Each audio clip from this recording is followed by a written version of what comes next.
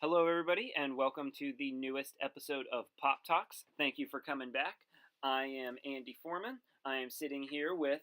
I'm Jason Cox. Andy, who's our guest today? Oh, our guest is one of our most requested guests to return. Oh, is that right? We've gotten all the comments, all the voting.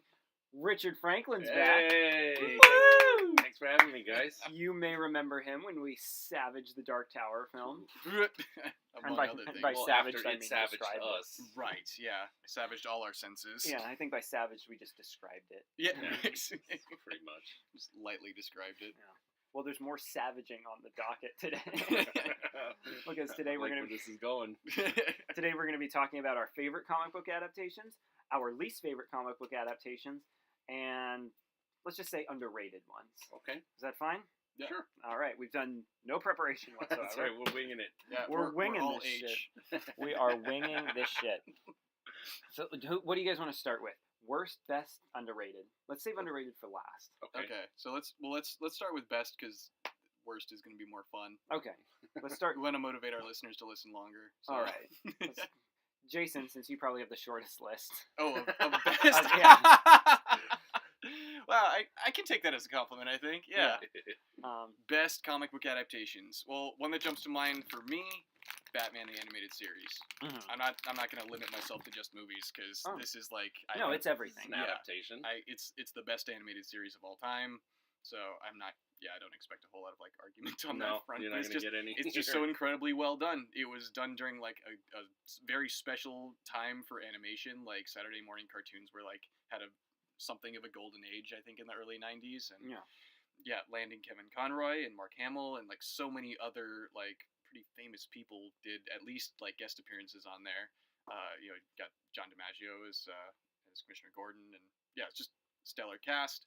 The animation was cool. It was I'm pretty sure Bruce Timm has said that like they were trying to do some of the Fleischer Superman cartoon like sort of homage stuff to that. So yeah, it's awesome. And I think a lot of people, like, their main education of superhero comics, and obviously especially Batman, came from that animated series. But yeah, I think a lot of them, like the Spider-Man cartoon, the X-Men cartoon that were out around that time, like, I think a lot of people before they got into comics got into animated series. Yeah, and because Batman's it was so like, easy. Yeah. But what's great about the animated series is it doesn't, like, talk down to the audience. Sure, yeah. Like, if you watch, like, I don't know how into these animated series you are, Rich. Like, do you keep up on them? Besides, like the current ones? Yeah, or? like the current. Have you dabbled in any of the current ones? Not really. I mean, I watched Batman the Animated Series when it was coming out. But what the Spider-Man stuff or the Marvel stuff? I'll watch it occasionally if it's on, and I know that Adam Warlock's going to be on an episode or something. Then I'll check it out. But I don't stay up on it. Yeah. But you guys don't keep up on like Ultimate Spider-Man and Avengers Assemble. And it's the most insulting shit. It's so embarrassing. Yeah, no, that's why I don't keep up on it, really. It's so terrible. Like, they just talk down to the audience the entire time. And the thing is, it's like, kids are stupid, but they also can tell when you think they're stupid. Right, sure. Yeah.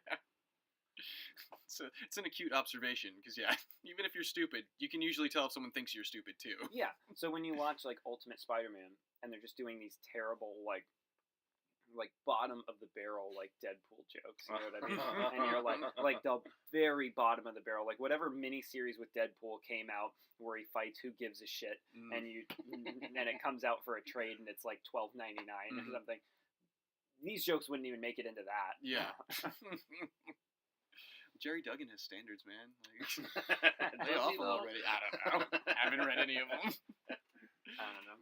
Deadpool comics are very hit and miss. I'll just say that. Yes, I agree with that completely. Yeah. I think the one that I probably read all of was Deadpool Max Volume 1. Yeah. And that was for Kyle Baker, really. Like, I don't even know who wrote. Did he write it too? No, Dave Lapham. Oh, yeah, okay, yeah. He's fine. There's some of his stuff that I absolutely love, and some of it I just does nothing for me. What did he do? He did that Young Liars. Was that him? I think I often mix up him and is it Cornell that I mix him up with? Like Paul Cornell? Somebody like that. Yeah. Anyway.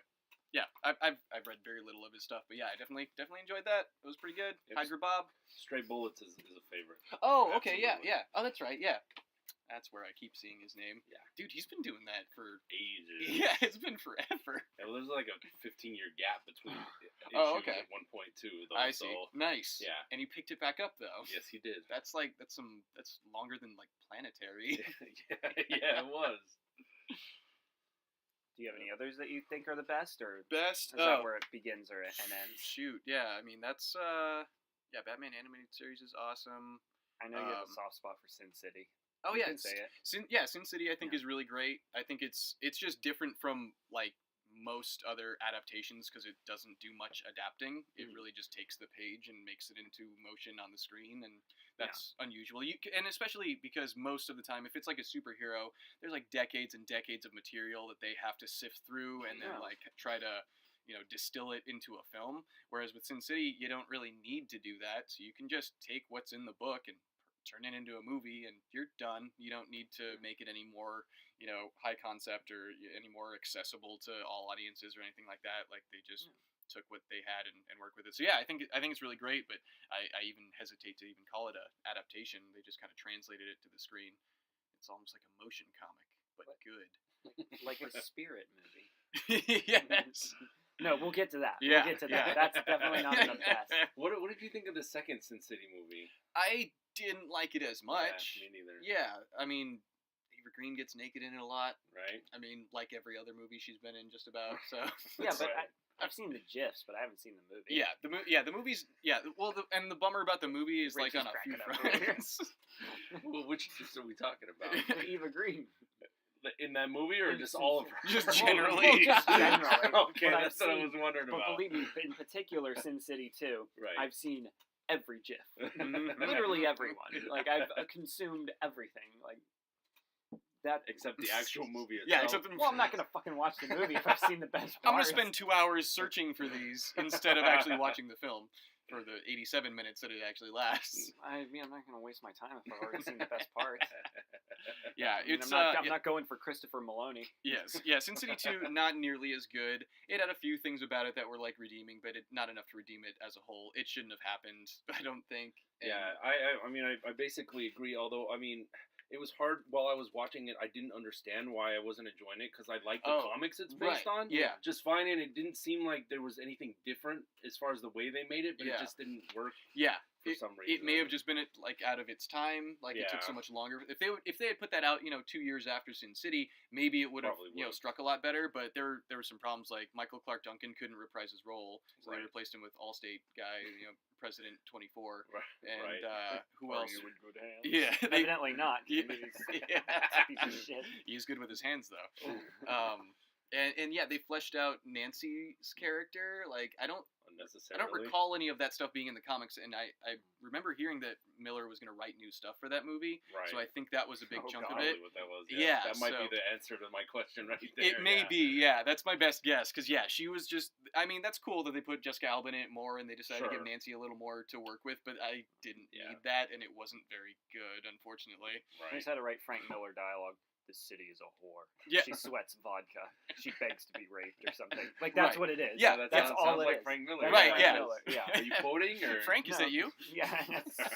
Ladies and gentlemen, Frank Miller just walked into the shop. This is why we locked the door, because otherwise Frank Miller comes in and just starts spewing dialogue that nobody should publish. Eesh.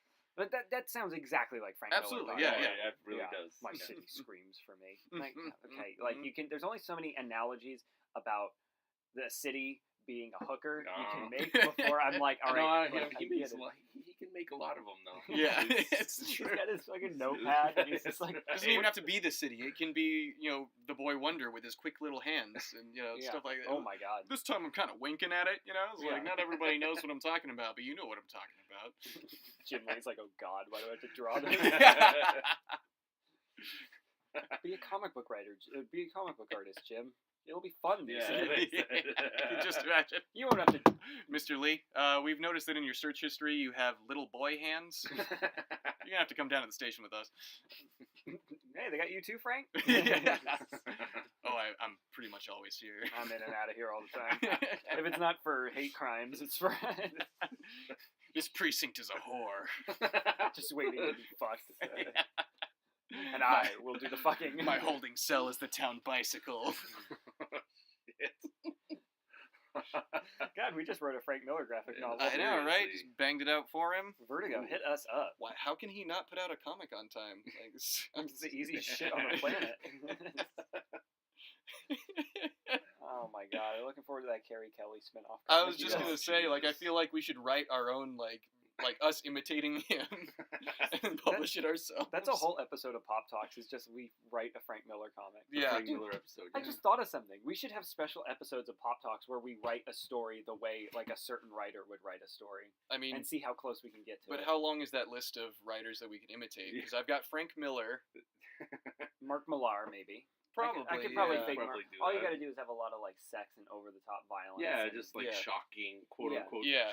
I shouldn't do the air quotes with my Yeah. fingers on a podcast. But you can't say air quotes while you're quoting. It doesn't work as well, yeah. Hey, John Romita Jr., would it be alright if you drew a full-page asshole on this? I guess. I mean, Kick-Ass made a lot of money. Yeah. I guess you've already sold the rights to Netflix, so I guess I have to draw this.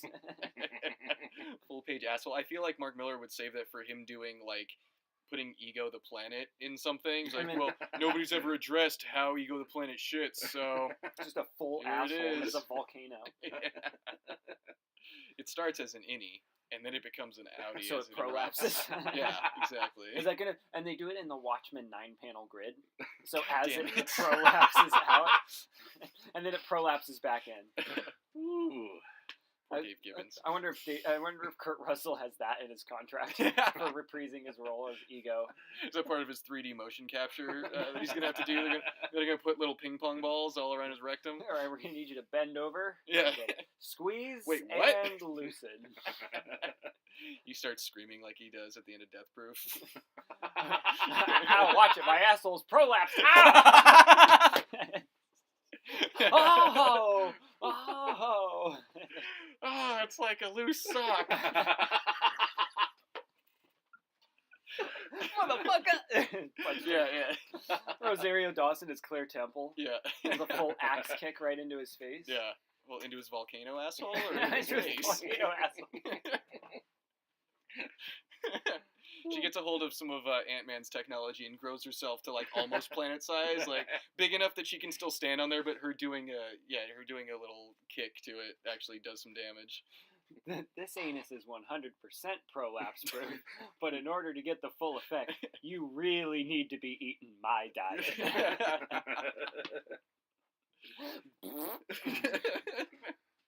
And scene. Quentin Tarantino. Brilliant! Yeah, right? It was brilliant, Kurt. Oscars, here we come. Best adapted screenplay. All right, let's move on, because I don't think I can take any more of your asshole today. We're going to cut on Mr. Russell's asshole. How do we fucking get to this? I was gonna say we got off the adaptation train. Why really don't we talk early about here. Sin City? Because we were talking about like what other writers we could imitate their styles. It's Mark Miller. We clearly think very highly of Mark Miller.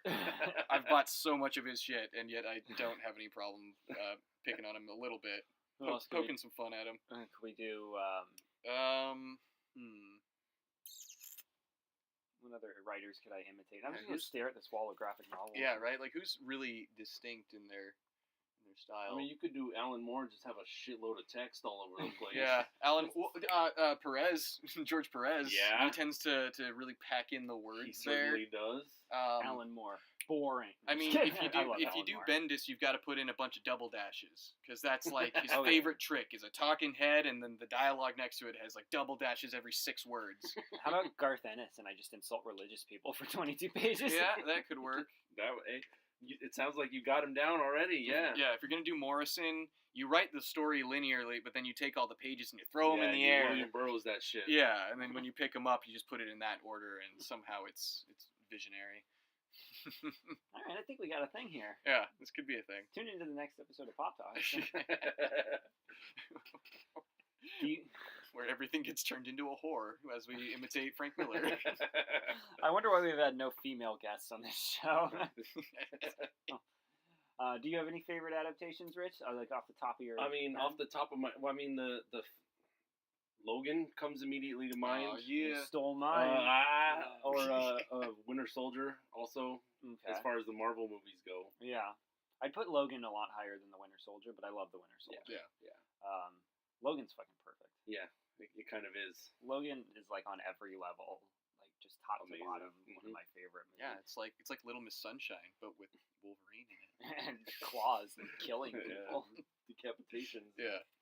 I think Logan kind of embodies, though, of like, I always say this about genre movies, and bear with me here, but in order for a movie to transcend its genre, and I'm not trying to insult the genre itself, but it has to have more than what you came to it for. Yeah. In terms of, I go to horror movies because I love, atmosphere and blood and the gore and the scares and all that. Yeah. But order for it to be like a truly great movie, it has to offer something more than just than that. what I came to for that. Otherwise, it's just like your average horror movie. Sure. It's like The Sure. Exorcist. If you take all the horror elements out of it, it's still about a woman like trying to deal with the illness of her daughter. Whereas Right. Logan, if you take all the superhero elements out of it, it's just about a guy like trying to kind of come to terms with his life and how he spent it and dealing with father figures. And, Yeah, it's definitely about like a guy trying to keep his odd, weird little like awkward family unit together. Like, Yeah. he's got sort of a daughter and he's got sort of a father figure, and he cares about them both, and they're not his blood relatives exactly. You know, Right. like all that stuff. So it's like this awkward thing where he's trying to keep it all together. And also road trip. There's True. that element as well. I love that Logan doesn't have a fucking fight scene every 5 minutes. Yeah. Uh-huh. It's so refreshing. Absolutely. I love movies that are confident enough in themselves to not throw shit in your face every 5 seconds. Well, Yeah. and you don't get bored during Yeah. the parts where they're not fighting. Right. That's Exactly. also important. Well, the more interesting parts to me are the actual parts where they're just talking. Yeah. Like, the acting is the more interesting part to me. Yeah. I mean, the action is awesome. Mhm. But it's sort of like, okay, you watch Doctor Strange, right? Doctor Strange is a fine movie. But you don't give a shit about anything that's going on in Doctor Strange. Nah. You're just like, oh, he said, Winds of Vishanti or You're whatever. right. Yeah. He said Dread Dormammu. Like, that's Mhm. cool. But, Yeah. like, take away anything from Doctor Strange. Right. Mhm. Or Ant-Man. They're Yes. just comic book movies. And if you're a fan of comic books, you will enjoy them on some Yeah. level. But they don't offer anything beyond that. I know I sound super fucking pretentious, but I'm just saying, we have so many comic book movies now that you kind of have to offer more than that. Yeah. Like, Yeah, if you want to stand out. Right. The Dark Knight is a great crime thriller, regardless of whether he dresses up as Batman in the movie or not. Yeah. Like, you could not have Batman or the Joker in that movie. It's still an interesting movie. Yeah. Sure. But Yeah. Well, and it also doesn't those movies in particular don't rely especially on like any science fiction or supernatural elements or anything. Yeah. Like it's all pretty well grounded. But they're in not real ashamed life. of them either. Right, Which yeah, is the yeah. best part. Like, they don't have to dance around the fact that, Wolverine has a clone of himself, Like, Right. that's a ridiculous concept. Sure. But they just roll with it. Yeah. And that's the key to a good comic book adaptation. Right. Is I feel like it was cute to wink at things for a while, like for the first phase of Marvel. Sure. Yeah. Like, where they're like, he's got a shield, he throws it, and it comes back to him. Silly. Yeah. Like a wink at the audience. Yeah. But now it's like, okay, yeah, we're used to this. Yeah. Like, the general audience is used Yeah. to You don't have to keep fucking winking at us Mhm. every 5 seconds. Yeah. Like, you don't have to make fun of yourself Yeah. all The the time. time for winking has passed. We And- can move on from this now. And I like Marvel movies. I don't Yeah. think they commit, I don't think they go overboard in any one movie. It's just every movie it does it. Yeah. And I'm like, it would be nice not to have to. That's why I like Black Panther. It doesn't, go overboard, making fun of itself. Sure, yeah. No, it's much more just like, okay, we've already gotten that stuff out of the way. Let's just do the story and... Yeah. I mean, Logan, I would put above every MCU movie besides maybe the first Iron Man. Okay. But that's only because the first Iron Man is, perfectly Yeah. structured. Right. It's pretty fair. It's hard to argue with. Yeah. But, yeah, no, I remember when I sat watching Logan, I was like, oh my god. Yeah. This is more than what it should be. It's more Or than what I bargained expected. for. Yeah. And it's not just because it's R-rated either. People love Oh, it. yeah. Yeah. People love to jump on the R-rated bandwagon. They're like, well, now they can do a Venom movie that's R-rated. But to be fair, I am excited for an R-rated Venom movie. But they're like, oh, well, now we should do a Batman movie that's R-rated. Now we can reboot The Shadow and it'll be R-rated. And you're like, the R rating doesn't make That's it. not what made it awesome. Right. In this Yeah. particular Billy instance, Zane's gonna come back as the it should Phantom. have been R-rated. Right. I would be down for an R-rated Phantom reboot. With Billy Zane. Yes, with Billy Zane. Who else could possibly do Right, it other yeah. than Billy Zane? Yeah. Can they bring back Treat Williams? I mean, yeah. I don't Fuck see yeah. any reason why not. Unbelievable. Disintegrates. Tree Williams, dude, what a joke of a person, but he's great. He's been in such awful things, and I love him for it. I love the Phantom. I don't give a shit what anybody says. Sure, I love the Phantom. Well, yeah, the Phantom and the Shadow both. Like, and the those Rocketeer. Yes, right. Rocketeer's awesome. Yeah. And the thing is those are. I'm not putting those up there as great comic book movies at all, but they're like of their time. Right. Like, yeah. you didn't know any better. Yeah. Like, in the context of when they came out, those were pretty great. And I mean, granted, they were about it. But they were well done for when they were coming out. Okay, so like take a look at like Smallville, right? Smallville would be unforgivable if it came out right now. If they did the same route they did, it's a good show. Yeah. But if they were like, oh, we're gonna do 10 seasons without Superman in like a post Avengers world, you'd be like, that's unforgivable. Like that's why. But if you watch Smallville in the context of when it came out, when like Batman and Robin had just come out and Spawn had just come out, and like Dolph Lundgren was the Punisher, you know what I mean? Like. Of course they were like, we can't do Superman. Yeah, David Hasselhoff was the Punisher on TV. And no, he was Nick Fury. Or Nick Fury, that's right. Yeah, not Punisher. Yeah.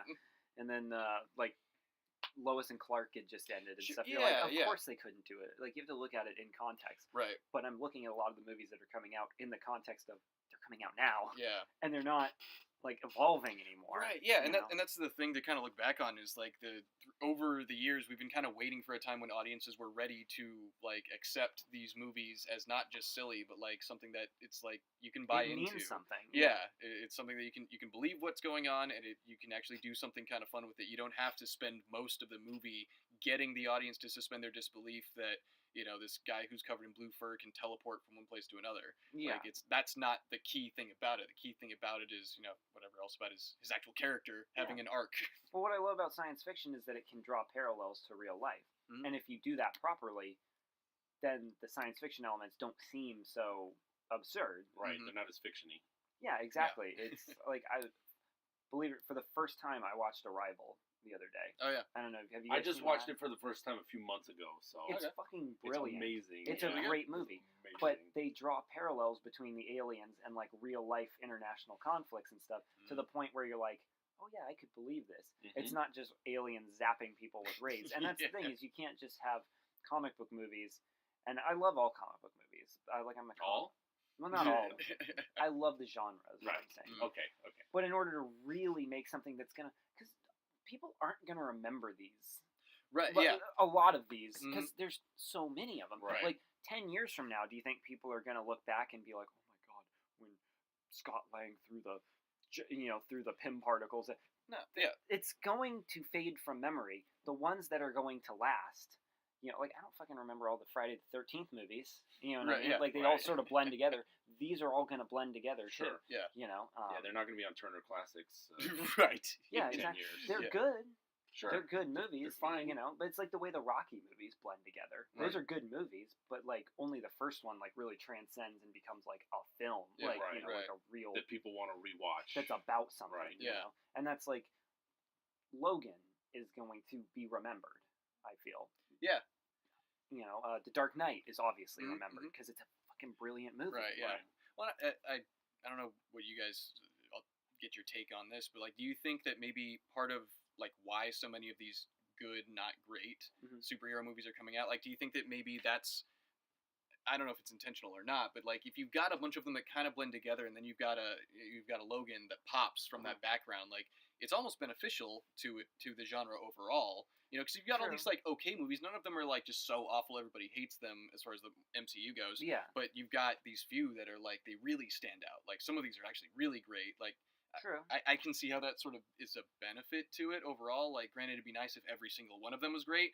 But then again, if every single one of them is great, then that's the backdrop against which even greater ones are going to pop. So, yeah. You know, it's like, it's almost like it's kind of like the foundation they lay, and then you get a few things you can kind of build up higher than the others. Well, yeah, not everyone is going to be like a 5-star like Oscar bait kind of movie. Yeah. You kind of have to have the control group, if that makes sense. Sure. The stuff to compare it to. Right. I think not good, not great, because if you look at like Deadpool is a very entertaining movie. It's not like an amazing movie though. Right. It's very entertaining. But what I like about Deadpool is that it's unique.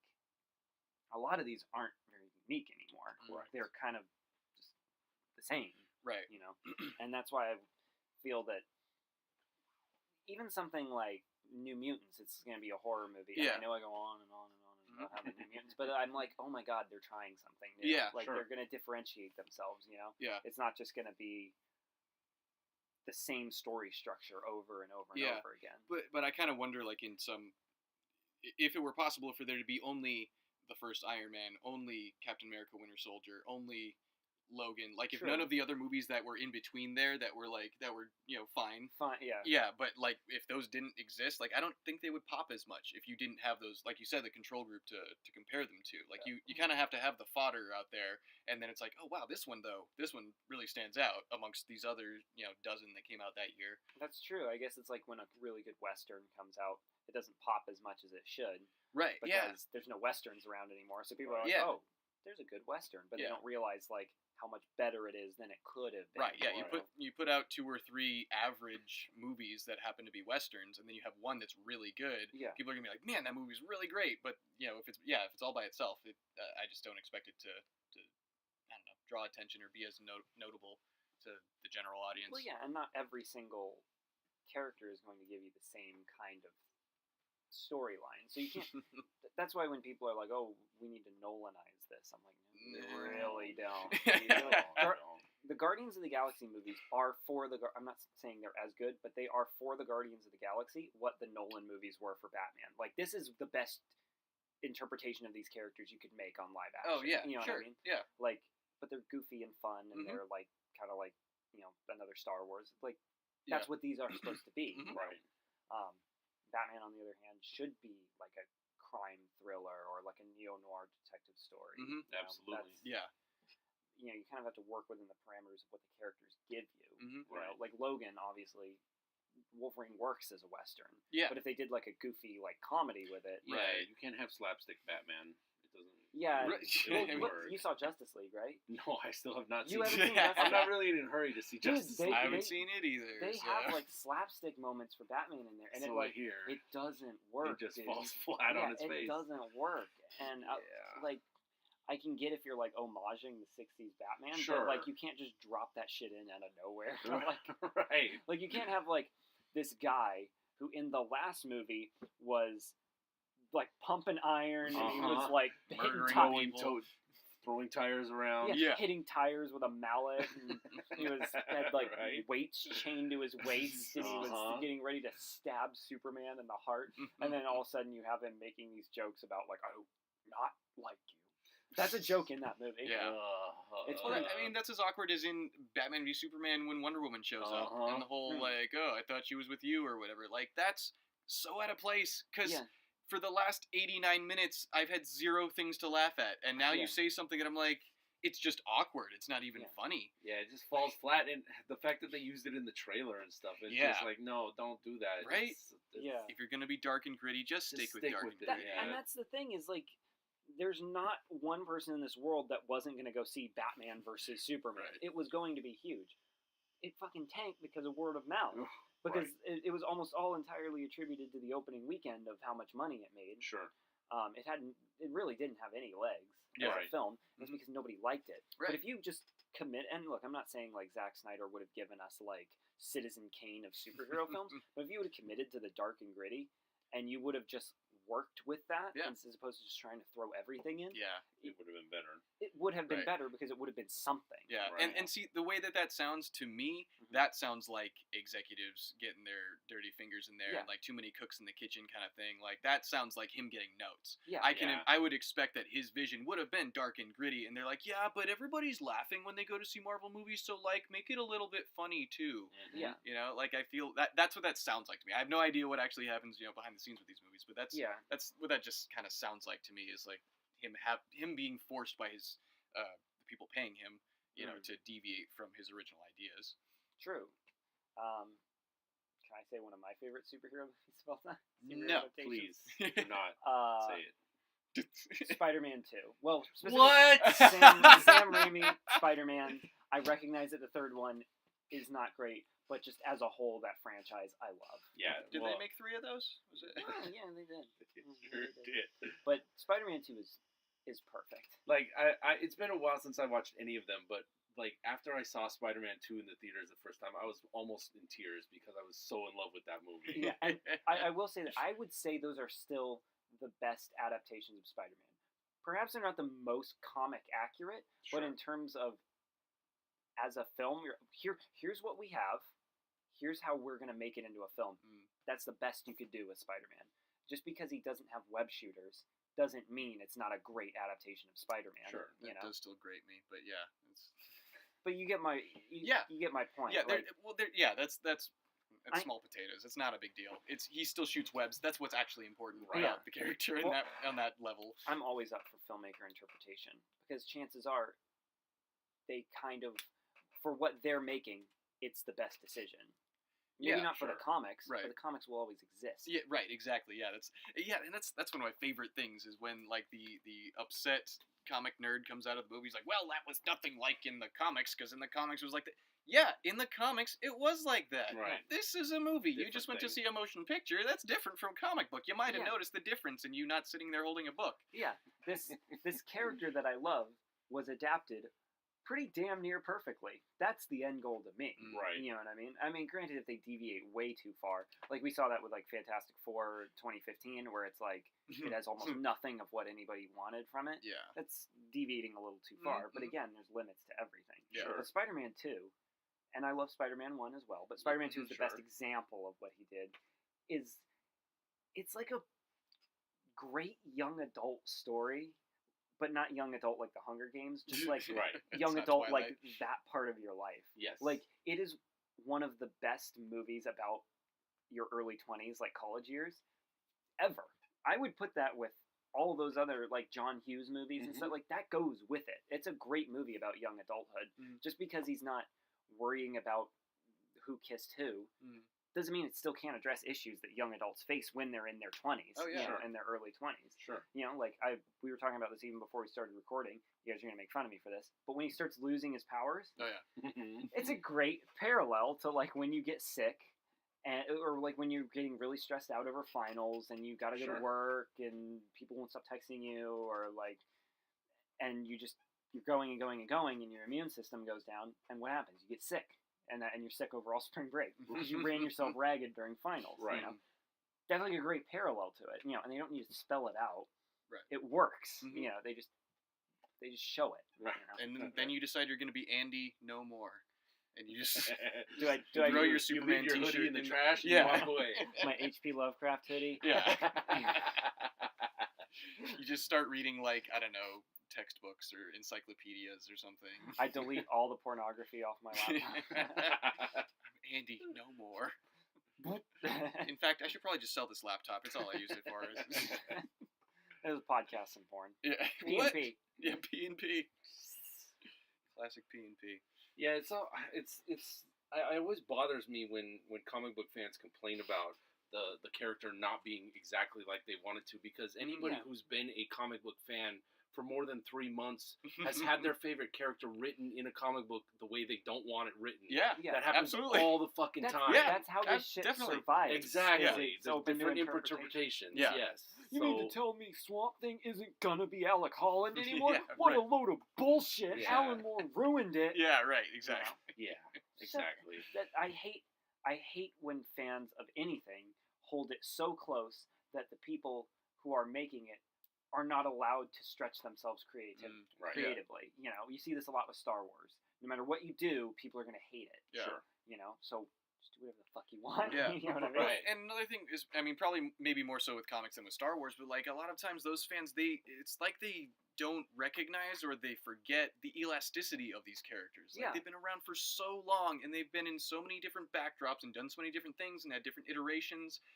And it always eventually kind of comes back to center, you know, like it's not like forever. It's not like they're not going to kill Batman off forever and Dick Grayson is going to be Batman forever in his place. You know, like that's never been a thing. So like any time that like when Superior Spider-Man came out and people were tripping balls that Peter Parker was dead, I'm like, guys, really? That's what happened. It's temporary. How long do you think he stays dead? Like 2 years at the most, but I'm counting on less. You know, like it's and also, if you're like, well, I can't get any more Peter Parker Spider-Man comics, how about the last 50 years they were publishing Peter Parker? There's fucking plenty. Yeah. Shut up. Yeah, I feel like a lot of comic book fans get so obsessed with the here and now in terms of like, well, the current series is totally disrespecting Spider-Man. Yeah, you know how many Spider-Man series there have been? You know how long he's been around? This, in a year, isn't even going to matter. Yeah. In 6 months, this isn't going to matter. You could fill a city with a number of people that have written something that makes Spider-Man talk. You know, whether it's an animated series or comics or movies or whatever. Yeah. And that's the thing I get. A lot of people shit on the Fox X-Men movies. Mm-hmm. And granted, they're not like great interpretations of the character. Sure. Like they've obviously picked and choose what they want, but goddamn, you cannot tell me that X2 isn't a great movie. I enjoy that movie thoroughly. I love X2. You know, I know you're not as big a fan, but like First Class, Days of Future Past, like they're all good. You like them, right? Yeah, the original X-Men movies I haven't seen in ages too, but I love the shit out of them.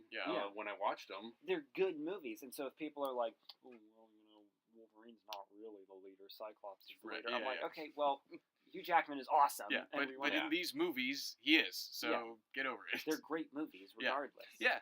I mean, I like the first one. I love the second one. Is kind of how it was when they came out. Now, looking back on them, I'm time changes things a little bit, but I wasn't as big on the First Class movies as a lot of people were. Like people were, I heard people saying stuff like, "Oh, it's like James Bond with X-Men in it" or something. It was like, I think I'd rather watch James Bond then, like of the two. I love First Class and Days of Future Past. I don't, but that's fine. Yeah, I mean, it's not like I'm saying like, oh, I love the Fantastic Four movie. Yeah, right. Oh, dude, I'll tell you later. I was gonna say I was watching some pretty bad movies here yesterday. I had Fantastic Four. But the first one I played was, I think it was X3, the United They Stand or whatever. And then it just immediately led into Fantastic Four 2. Oh, like, okay, so you hate yourself? I was just like, I'm just going to have a bad superhero movie day. Yeah. Neither of those are any good. I could have brought in the Dolph Lundgren Punisher if you wanted me to. Yeah, I have that on DVD too. I do too. Yeah. I have all 3 Punisher. They're all bad. Yeah. They're all okay. Yeah. There's parts of them that work. Right, yeah, there are things about them to like. Yeah, it's not like they're all trash. Yeah, there are things about them to like, but for the most part, bad movies. Yes. The Punisher with Thomas Jane, I would go so far as to say it's a decent film. It's fine. It's less bad than the others. It's like a 2-star. Sure, it's like something right. you would watch. It's something you would watch in like a hotel room if it was on, and you'd be like, maybe I didn't want to kill myself. You know, like Punisher Warzone. People love that movie because they think it's like a cult movie. Okay. I think we're just going. I think we're going back and forth between best and worst now. But kind of. It's fine. But Punisher this is what happens when you don't prepare. Yeah, right. Exactly. When you have no structure to your podcast. Punisher Warzone is one of my least favorite comic book adaptations because it's so like headache inducing. Yeah. Because there's nothing to it. Like it's hyper violent and everything, and I get that people are like, "What's the point?" Like I get it. I get that it's supposed to be hyper violent. But it's not hyper violence in a way where it's like creatively violent. Right. It's just people are being blown up and everything. You know, if they were doing something really creative on like a Clive Barker scale of disturbing, that's one thing. But this, it's just like, no, we'll just blow some people's heads off. Yeah, right. Okay, I've seen that. He's not even gonna stab somebody in the chin so that when his mouth opens, you see the blade. But it's just it's like the best part of that whole movie. Well, what about the part where he puts the bomb in his hand and he ties it to the roof and he's like, oh, that's a hell of a workout. And you're like, don't leave me like this, man. Don't leave me like this. Or when he pulls all of Ben Foster's piercings out. Oh, yeah. I forgot that was Ben Foster. Yeah. He was in that, and he was also Angel in X3. Poor guy. Oh, man. Yeah, he got to get into the really good ones. Yeah. That's why we still see him and stuff. No, but people love to defend the Punisher Warzone, but it's just headache-inducing, dude. Like, it's an ugly movie, too. Yeah, that was my biggest problem with it, is that there's so much color in it. Yeah. That why is there all this purple in a Punisher movie? It just looks weird. Lexi Alexander, the director, she said she wanted to like imitate the style of a comic book, and to me Which comic book? But she's like, oh, I used only like 3 primary colors in every shot, so that way it looks like a comic book. I'm like, that sounds like some Joel Schumacher level of like misunderstanding like what makes comic books interesting. Or Ang Lee. Yeah. Okay. We're gonna get to that shit. We're gonna get to that shit. But no, that just sounds like It sounds like I read somebody... a book about what comic books are like, and this is Yeah, what yeah. it said. Seriously, It's yeah. comics right. for dummies. Yeah, it's like yeah. an alien came down to Earth and was art. like, "What do you call these comic books? Uh-huh. What are they?" Dynamic art, action, you know. Pop art. Yeah. So Punisher Warzone is just headache-inducing. It feels like something that like I would watch and then I would get the flu later. Like in my childhood, I don't know why. Yeah, and I mean, just to go off on that a little bit more, is that it also takes a lot of stuff from the Punisher Max Comics, book, yeah. which is probably my favorite comic book series of all time, and it just like shits on them. It's like, Oh. as I'm watching, I was like, they can't make the movie now with that character in it because they just ruined it right now. Oh, like Yeah, Kitchen right. Irish. And all that Yeah, stuff? exactly. But I mean, Jigsaw. I don't think it's a problem anymore. But Yeah. Well, people forget. Yeah, Yeah, the it's- palate's been cleansed. yeah, we're several past times that. I feel like they were Yeah. trying to go. If we're talking about another, I feel like they were trying to go for like what Dredd was going for, because Dredd is kind of like goofy and over the top in terms of like blood and guts, and it's kind of, but it doesn't. It's not laughing at you the way Punisher Warzone is kind Correct. of laughing at you, and also Mhm. Punisher Warzone is just so poorly put together. Yeah. It's so like poorly constructed. Like they didn't know when to stop. Like that. Yeah. What was that guy's name? Dominic Moynihan, or whatever. Looney Bin Uh, Jim. He was Jigsaw's brother. Dominic Monaghan from the Lord of the Rings movies? I think so. Yeah, I'm gonna okay. Google it right now. This Okay. shows Probably. how prepared we are. I don't Yeah. think there's too many other Dominics really working in Hollywood right now. Dominic West, maybe. No, he was Jigsaw. Yeah, okay, Oh, that's that's right. That's Oh, Dominic. did That's they get right. two Dominics to play brothers? Yeah, right. Genius. Dominic Brilliant. Moynihan. He Yeah. was in. No, that's a different guy. Let me look it up right now. But he was the. Remember Jigsaw had the crazy brother. I mean, I vaguely remember that, but I haven't watched that movie since it was in the theaters. And I Doug haven't- Hutchinson. Doug Sorry, Hutchinson. sorry, okay. it was Doug Okay. Hutchinson. I don't know if But I know him. there's a part where like he like bites like a guy's stomach out of his body, and he's like, "I want my applesauce back." He's like, Did "Yummy, he actually yummy." bite Maybe I his, need to like, watch the that organ, again. his Yeah, stomach he out of pulls his his body? stomach out and he like bites it, and I'm like, "This is so fucking stupid." Like this is it's not funny, Right. and it's yeah. not disturbing. Yeah. It's just neither. Yeah. Yeah. You know, you got to know when to take it, and I think Lexi Alexander like kind of threw everything in there. Yeah, It's it's Right. just disturbingly unfunny. Yeah, like Dredd is a better example of how Yeah. to like balance like kind of humorous. I enjoyed Dredd. I thought think it it's was yeah, fun. Dredd was pretty awesome. Yeah. Yeah. So it's gritty, but it's not like ugly to look at. either. Right. Sure, yeah, Like, yeah. Whereas the Punisher Warzone is just like, oh my Yeah, god, like who threw up? I mean, Like, that, on the this? parkour guy catching a rocket with his face, that's mildly entertaining. It's mildly entertaining, but Yeah. it's like 20 seconds of the entire movie. Yeah, Right. well, and yeah, and like you said, if they were like a little more innovative, like if they were, I don't know, slowly peeling some guy's skin off with broken glass, or pushing his face through barbed wire, or like just Right. any of the like Garth Ennis-y kind of like Uh-huh. innovative violence, that could have been great. Like I'm sure Well, they could have drawn off a bunch of stuff. That But Right. opening scene is awesome, where it's like the gang dinner party and the lights go out, and then Uh-huh. the flare gets popped, and you see the Punisher Just the skull, logo. uh-huh. Yeah, and then like the lights come on, and he just like breaks people's necks, and then there's like a part where I think he like kicks a chair through a guy's face. Uh-huh. That's cool. Right. After that, there's not much cool shit. Yeah, no, that was about the end of it, yeah. Yeah. You could have walked out of the theater. yeah, it's like, Yeah. man, they made a great trailer. It would have made Yeah. a great short film. Yeah. Yes. Yeah. That was an awesome scene. Yeah. Can we talk about another one that I love? A comic book adaptation? Legion. Yeah. Legion on It was FX fantastic. was perfect. Yeah. It's not a superhero show. Not At all.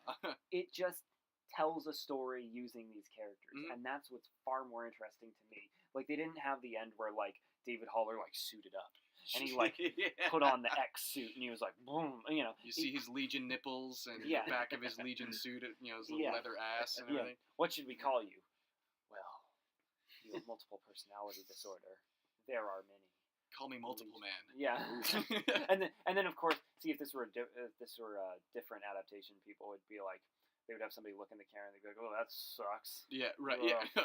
Oh, that sucks." You see, guys, they're winking at it. See, Yeah. they're winking See, at it. They get They it. get They it. get it. They get They it. get it. It's a little in joke with us. We read the comics and we're seeing the movie. What they don't get is that it's actually kind of mildly insulting. Yeah, it's just a little bit insulting, but I'm used to it. Yeah. But no, I love Legion. It's Legion's just a story about a guy phenomenal. struggling Yeah. with his mental illness. Yeah, Yep. it's great television, and also it takes place in an X-Men universe. Yeah. Mhm. That pilot is like the perfect 70 minutes of television. It was pretty fucking That has the amazing. musical number in it too, right? Yeah, Yeah, where it's dude, like I it fucking love does. that shit. it's like a Bollywood homage Yeah. or whatever. Or the part where I love the part where he goes to kiss her, and then it goes right up on their lips, and you see like the cells touch, and then they just blow Which is back. Something you'd read in a brilliant comic where it would just zoom into the microscopic level. Like, who even thinks to do something like that? Right. Yeah, they would, and then like they're blown back, like, and then David Haller like freaks out, and you don't realize that they've like switched bodies, right? Because why the fuck would you know that? Yeah, she has that exactly. And you're also disoriented because that's when it flips upside down. Yeah, it's they use creative filmmaking along with creative storytelling, which in a sense, essentially is what makes the best comic books. Yeah. Because comic books, at least artists, is filmmaking. You're figuring out the shot. Yeah. You're figuring out where to place everybody in it. That's what it is. Yeah, and there are very standard ways of doing that, and there are very much more creative ways of doing that. And taking advantage of the medium. Yeah, exactly. And that's what they did with Legion. And they also told really interesting character stories, you know? That's what I was going to say about Logan, is that like the beauty of it is, like you said, it tells a great story first, but because they went ahead and established like this takes place in the X-Men universe, they're allowed to then pull out some pretty cool toys from the toy chest and do awesome action scenes and stuff like that. So that works for Legion as well. Yeah. It's like it's already got something of a sci-fi premise, but it's just like the backdrop that they're set against. They don't have to they're not on a spaceship or anything, they're not tied down to it. They just get to draw from it when they feel like it or when it works. Right. Yeah, exactly. I think Noah Hawley knew what to take and what to, because that's again, it's not like a direct adaptation of the Legion comics, nor should it have been. No, it'd be fucking incomprehensible if it was. You know what I mean? Yes. I don't know. There's probably some people that are still confused a little bit by season 1 of Legion. Oh, I'm sure. It's layered. It's Inception-y. And you got to really pay attention to it in many cases. It's not like if grading papers or folding laundry, you might miss something important. It's not the CW shows where you can just be on your phone and you can be like, what? Elongated Man's in this one? Oh, that's cool.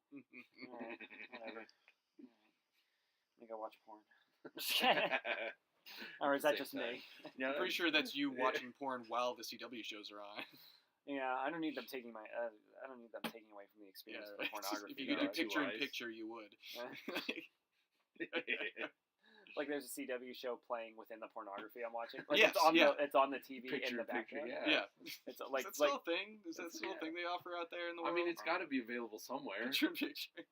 Only on projector TVs, I think. I just picture like the girl opens up the pizza and she's like, I don't know how I could pay for this, but then just in the background there's like Arrow, there's Stephen Amell. There's Stephen Amell going, Felicity. They can't do this for fucking 6 seasons. Like, I don't know what. They can, and they have, and it's the best show ever. It's so true to the comics because they said Ralph Dibny's name. Oh my god. Oh man. This is getting real negative real fast. Yeah. Back to Legion. I love Legion. Legion's amazing. It is great. great. Noah Hawley's just an expert television maker. Yeah. He's so good at making TV shows. And he's doing the Doctor Doom movie. Right. That's gonna be fucking exciting. That's gonna be so stoked good. about Spinning out of the events of Fantastic Four 2015, right? I know. See, Toby Kebbell's coming back. Perfect. Great. Incredible crash test Doom. Doomies. What I love about, I read an interview with Noah Hawley though about the Doctor Doom movie, and he says, I'm not trying to relaunch the Fantastic Four films. He goes, that's not my priority. He goes, I want to tell a story with this character. Well, hopefully they let him do what he wants to do with it instead of getting in his face like they did to Josh Trank. Yeah, I feel like he'll be one to leave before he lets them do that, though. That'll be like another Edgar Wright situation if they try to get into it. I think so. Well, and especially from what I've heard about FX, the head honcho over there is very hands-off. Like, he's very, like he does what we have probably said several times on the show that we like wish that they would just let them do, is like hire people you trust and then let it go. Let them do their thing. And that seems to be their whole thing over at FX. And that's how you get, like, FX has so many great shows in my opinion. And Legion is definitely like at the top of that list. And, well, that and Fargo. Yeah. So isn't that the same guy? Yes, it's exactly the same guy, and that's what you get when you let someone who's good at what he does do what he does. Exactly. I can't wait for his Doctor Doom. That's gonna be a good one. I'm very excited. Yeah, that's the one that one of the ones that I'm excited for. I don't know. I'm excited for like the Hellboy reboot. I know people are. I know people are like kind of shitting on it because it's not Guillermo del Toro, and I can understand that, but at the same time, Guillermo del Toro wanted like $200 million to make Hellboy 3. Right. So it's not like it was ever going to happen. Right. You wanted them to pay him that much, or you wanted that much as a budget? As a budget. As a budget, yeah. It's not entirely. Yeah, but those movies did not make a lot of money. Right. Yeah. Yeah. And the thing is I love Hellboy as a character, so I don't know why he would need to sit on the shelf simply because Guillermo del Toro can't get his vision. Right. If it's not going to happen, it's not going to happen. Right. That's fine. I mean, it's sad that we won't get Hellboy 3 and, the conclusion to the trilogy. But that doesn't mean I need to shit on this new thing that's coming out. Right. It's going to be its own thing. It's Neil Marshall. He did... The Descent. Yeah, exactly. Yeah. He did Dog Soldiers, which is not like an amazing movie. Wait, The Descent? The Women in Tight Spaces, The Descent? The cave thing, the horror Chuds movie. or whatever. Yeah. Okay. But they've got like a horror director to do this, so it's like it fits with Hellboy. That makes more sense. Yeah. Yeah, the R-rated part of it, I'm actually really, and Neil Marshall, I'm looking forward to that. David Harbour's going to be great. Yeah, I'm sure. Yeah. What I like, and this people will be like, well, I guess you're not a real fan, but fuck off. Is I've looked at the cast. There's not a lot of like supporting characters from the comics in there. There's no. I don't think Abe Sapien's in there. I don't think Lobster Johnson and Liz Sherman, any of them. I think like Ben Daimio is in there. But like what I like is that they're not trying to just like build a Hellboy franchise. Yeah. Well, you're not a real fan then. I know. Yeah. How dare you? I'm just an asshole with a podcast. You need to return all those library editions of Hellboy that you have. Give them to a real fan. Yeah. Find one. Spent tons of money on. Right. No, but what it says to me is that they're like, oh, we're probably going to tell a smaller scale, like more horror or centric. Look, if it was Hellboy trapped in a haunted house for 2 hours, I'd be in. Sure. That's all I need. That sounds great. That's all I need. Hellboy is all about the atmosphere. Yeah. Hellboy. I've never read a Hellboy comic where I'm more interested in the big explosions and than the atmospheric. Sure, of course not. Of it, like there's a great Hellboy short story where he's like stops over for the night and it's like this like weird like Japanese type hotel type thing, and he wakes up in the middle of the night and it turns out they're severed heads, like the kimonos were just like there was nothing under them and they're just severed heads and they were like debating over how to eat him, and it's like 4 pages but it's super entertaining. It's cool. Super entertaining. I'm like, that's awesome. Smaller scale is not always bad. Especially for characters like that. Was it The Patriot where he says aim small, miss small? I haven't seen The Patriot in a while. Well, I watch it every night before bed, so that explains your just deep-rooted Mel Gibson love. Yeah, I mean it's actually love for Jason Isaacs, but it was fine. Wasn't Heath Ledger in that too? What? Yeah, I think so. Yeah, he was. And Gregory Smith. The Patriot. That could be a movie about football, I'm assuming. Yeah, right, exactly. It's about a guy who just loves his pickup truck. Starring Mark Wahlberg, I'm sure. Yeah. Oh no, that was Invincible. Oh yeah. Yeah. He still had his the Lovely Bones hair for that one, right? Yes, he did. Come on, man. I could be a football player. It's not that hard. That's Mark Wahlberg in every movie. Every movie. Pain and Gain. We're gonna kidnap this guy. Yeah, right. That's not that hard. That's not that hard. Whatever. What other pieces of shit has he been in? Transformers. Oh well, yeah. Daddy's Home. Oh, they transform. Oh, that's cool. Daddy's Home and Daddy's Home 2. Raising some kids. It's not that hard. Anybody can do that. Will Ferrell's a little goofy. My parents did that. They were idiots. Mel Gibson's here. It's kind of racist. That's fine. It's not that bad. I haven't seen him since I visited the set of The Patriot. Oh, you're gonna win the Revolutionary War? Oh, that's not that hard. These guys did it, and all they had was muskets. They're a warrior on the road? Oh, that's not that hard. What other movies has he been in? It's Ted. Oh, do God. we need to? I mean, if you want to keep going with the Mark Wahlberg thing, I'll bring up his IMDb page. Yeah, right. Seriously. Planet of the Apes. Oh my God. Oh yeah, the best Planet of the Apes. Oh my God. That's for another. That needs to be. Let's see. Well, this is a little bit on topic because they've made Planet of the Apes comics, and that's a movie based on Planet of the Apes. So, yeah. It's... And apparently, the ending was stolen from a Jay and Silent Bob comic book.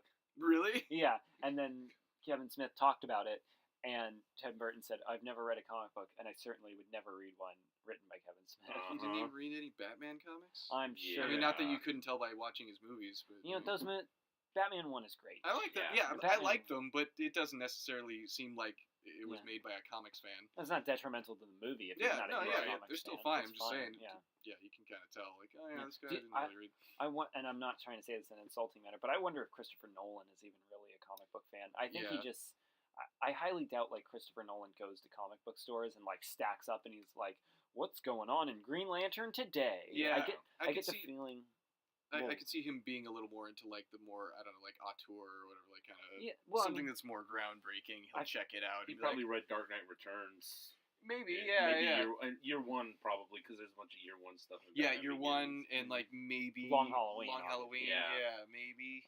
But I'm just saying, like, I couldn't see Christopher Nolan as like a guy who's like sticks to the comic books. No. But he made one of the greatest film trilogies ever. You know. Sure. So, fuck me, right? It works for some people. It works just fine. Yeah, it works if they're a talented filmmaker. Right. That's kind of the it helps. key. That's for sure. It can't hurt. Well, the first and foremost is you're making a movie. You're not doing a fan film. Right. Like I want to see There's a difference. I want to see a good Batman movie. I don't want to see a super accurate Batman fan film. Right, yeah, it's like, we're not making a docudrama here, like... I could give less of a shit if, like, Killer Croc looks like he does in the comic books, you know? Right. Is it a good movie? Right, It doesn't really matter to me, you know? Absolutely. You want to talk about some shit ones? Let's or talk have about we been talking? Well, I mean... Are there any shit ones left? If you have specific ones, bring them up, please. Well, everybody loves to go, like, Batman and Robin. Yeah. But that's entertaining. Yeah, see, I think that those ones are so bad that they come back around. Yeah, they're entertaining to watch and hate on and heckle. Yeah, Batman and Robin is like a bad movie, but it's like an entertainingly bad movie. Like you get, I'm not saying you get something out of it like meaningful, but you get something out of the experience. You laugh your ass off. Yeah, sure. Well, exactly. If you collect puns, then you do get something meaningful out of it. You laugh your ass off is what I'm saying. Like you come out of that movie going like, I kind of enjoyed myself. You know, you come out of Thor: The Dark World going like, where did those 2 hours of my life go? Right. You're like, what happened to them? And those are the ones like, and I don't try to sound like some hipster douche or whatever, because I'm not like, oh, the Joel Schumacher Batmans were so underrated. No, they're bad movies. But I would rather watch those than like Thor: The Dark World or these other comic book movies that just have nothing. Yeah, they're just mediocre movies. Mediocrity is worse than complete failure. Yeah, Do you think definitely. The Room would be remembered if it was an okay? Yeah, right. Yeah, movie, if it was any better than it is, nobody would remember it. That would be a bad thing. I mean, I guess only just a little bit better. Not if it were any better, because obviously if it were a lot better, then people might remember it. I don't think that movie's getting a lot better. Yeah, right. Has anybody ever seen Superman 4: The Quest for Peace? Oh, fuck yeah! Yeah, is that the Richard Pryor one? No, that's the third one. Okay, it's been a while. Nuclear Man is the fourth one. Yeah, voiced by Gene Hackman. Yeah, where he like gets scratched or whatever. Yeah, I love. They fight Superman on the moon. 4. You can see the strings. You can even see like spots where the black curtains they've got for the icy blackness of space. There's like a little bit of space. You can see the cement wall behind it. Yeah. Oh yes. I love Superman 4 only because it's the story of a man who really doesn't want to be where he is right now. Being forced to do something he really got tired of doing, and that is Christopher Reeve. That guy is putting in his all for that movie, and he looks... You can't tell that he wants to kill himself, but you know he wants to kill himself. Or at least kill his agent. He is not happy about that movie. Yeah. But I fucking love that movie. He cashed the check just the same, so, yes, you know. Hey, you know what? If you had to dress up in that suit and fucking fight a guy with a blonde perm that called himself Nuclear Man. Blonde perm mullet. Yeah, you would cash that check too. You're not doing that shit for nothing. That's the one where they carry Mariel Hemingway to space and she breathes just fine. Yeah. Yeah. It's amazing. That sounds amazing. And it's got like Lex Luthor's nephew, right? Yeah, played by John Cryer. That's right. Yeah. Lenny. Lenny Luthor. Mm-hmm. See, this is back in the day when they thought they could just make anything up and people would accept it. Well, and by that time, had Supergirl the movie come out yet? Yes. Okay, it was first 3 Supermans, then Supergirl, then Superman 4. Yeah. So, which is another, like, just awful adaptation. Supergirl is awful because it's borderline unwatchable. Mm-hmm. It's just boring and not good. Right. Superman 4 is, like, embarrassing. Yeah, and that's what's funny about it. But still good. I remember when Superman Returns was going to come out, me and some friends that were excited to see Superman Returns binged all 4 Superman movies in a row. Like just one afternoon. So that's I've probably seen it like once or twice besides that one time, but yeah, that was totally worth it. I used to get it on VHS from the library. Yeah. And when you're a kid, you don't realize just how bad it is. You're like, oh, this isn't as good. Yeah. Right. But Superman's in it. Cool. Yeah. Right. Talking about underrated ones, Superman Returns. Everybody shits on Superman Returns. There's a lot of things I like about it. I Yeah. don't love every little bit of it, but I think there's a lot about it that can be said it was good. They did a good job with it. Yeah, it gets more crap than it deserves. For Yeah. sure. Yeah, I it's think fine. so. I would have loved to have seen a sequel. Yeah, I which would've is kind of loved- funny because you think about when that came out. Like, there weren't a whole lot of other like great super. Like, it's not like it came out now. Right. You've got like this slew of like good to great movies coming out that are based on comics. There's no like, shit anymore. Yeah. It's all fine, at Mhm, least. exactly. Except for Yeah. Justice League. Even that's like Apparently. so embarrassing that it's funny. Oh, So, see, that's fine then. I can Yeah. sit Yeah. through that. But yeah, Superman Returns. People love to shit on Superman Yeah, Returns yeah. because it's boring. Well, It's not it's that like boring. low hanging fruit. You know, it's Yeah. like, come on, be original. Yeah, that plane catch sequence is one of the best sequences in superhero films. Mhm. That's awesome. And Right. it's such an iconic, like, just classic Superman moment. Yeah. Like, that's a thing he does. Yeah, and it has the feel of the classic Christopher Reeve. Mhm. It's kind of people like totally shit on me for this, but like it's like the Force Awakens but for Superman. You're like, this feels like the Christopher Reeve Superman. Yeah. Right. No, Yeah. it very much felt like it. You Absolutely. know, and not in a bad way. Yeah, no, Sure. it was good Yeah. in that way. Yeah. I actually really liked Kevin Spacey as Lex Luthor in Yeah. that movie. Yeah. Definitely. He was great. That's just it gets too much shit. Yeah. Mhm. Well, and they got to use the John Williams score in it Yeah. and stuff, so that Mhm. helps so much. Like, just It's such an iconic score. yeah. And, you know, Batman has had a couple different ones. Like, I feel like the Hans Zimmer theme is iconic in its own right. Mhm. The Danny Elfman one is obviously the one that you go to Sure. because it's just so classic. Mhm. But Superman has always had the one theme Yeah. and it's kind of like, say, The Simpsons, you know, like they just have the theme. Like, you Yeah. recognize the theme with Mhm. The Simpsons. And I know that people are like, well, they're comic book characters, we reinterpret them. But Superman is not only a comic book character, he's a world icon. Yeah. Well, and You he's the comic book character. Yeah, He's it- the superhero. It's like Mickey Mouse, Mhm, you mhm. know. It's not Or just Jesus. Yeah, true. True. What's the Jesus theme? What? The Jesus theme? Yeah. Is Is it Amazing Grace? I'm assuming. Staying Alive? I don't know. Alive. Because he's a zombie? It's Easter. That's what's on my mind right Yeah, now. we are actually. Is it past midnight? Oh shit. We are recording Oh, this yeah. on Easter. Hey, Hey, Happy Easter, guys. Happy Easter, everybody. Does anybody want to talk about the Passion of the Christ? Ooh. We were talking about Mel Gibson. That was a Jesus Chainsaw Massacre. Yeah. Or Jesus Christ Vampire Hunter. Yeah. That's a good one. Is that a movie? Uh-huh. I've It never should seen be. It was, yeah. It Oh, came out. all right. It was like, I don't know, like 10 years ago or something. Some like tiny little independent film that some martial artists, like he and a few of his buddies made. Right. Like, it's really, really low rent. I think it was designed to look a bit like a Grindhouse film kind of thing. That sounds amazing.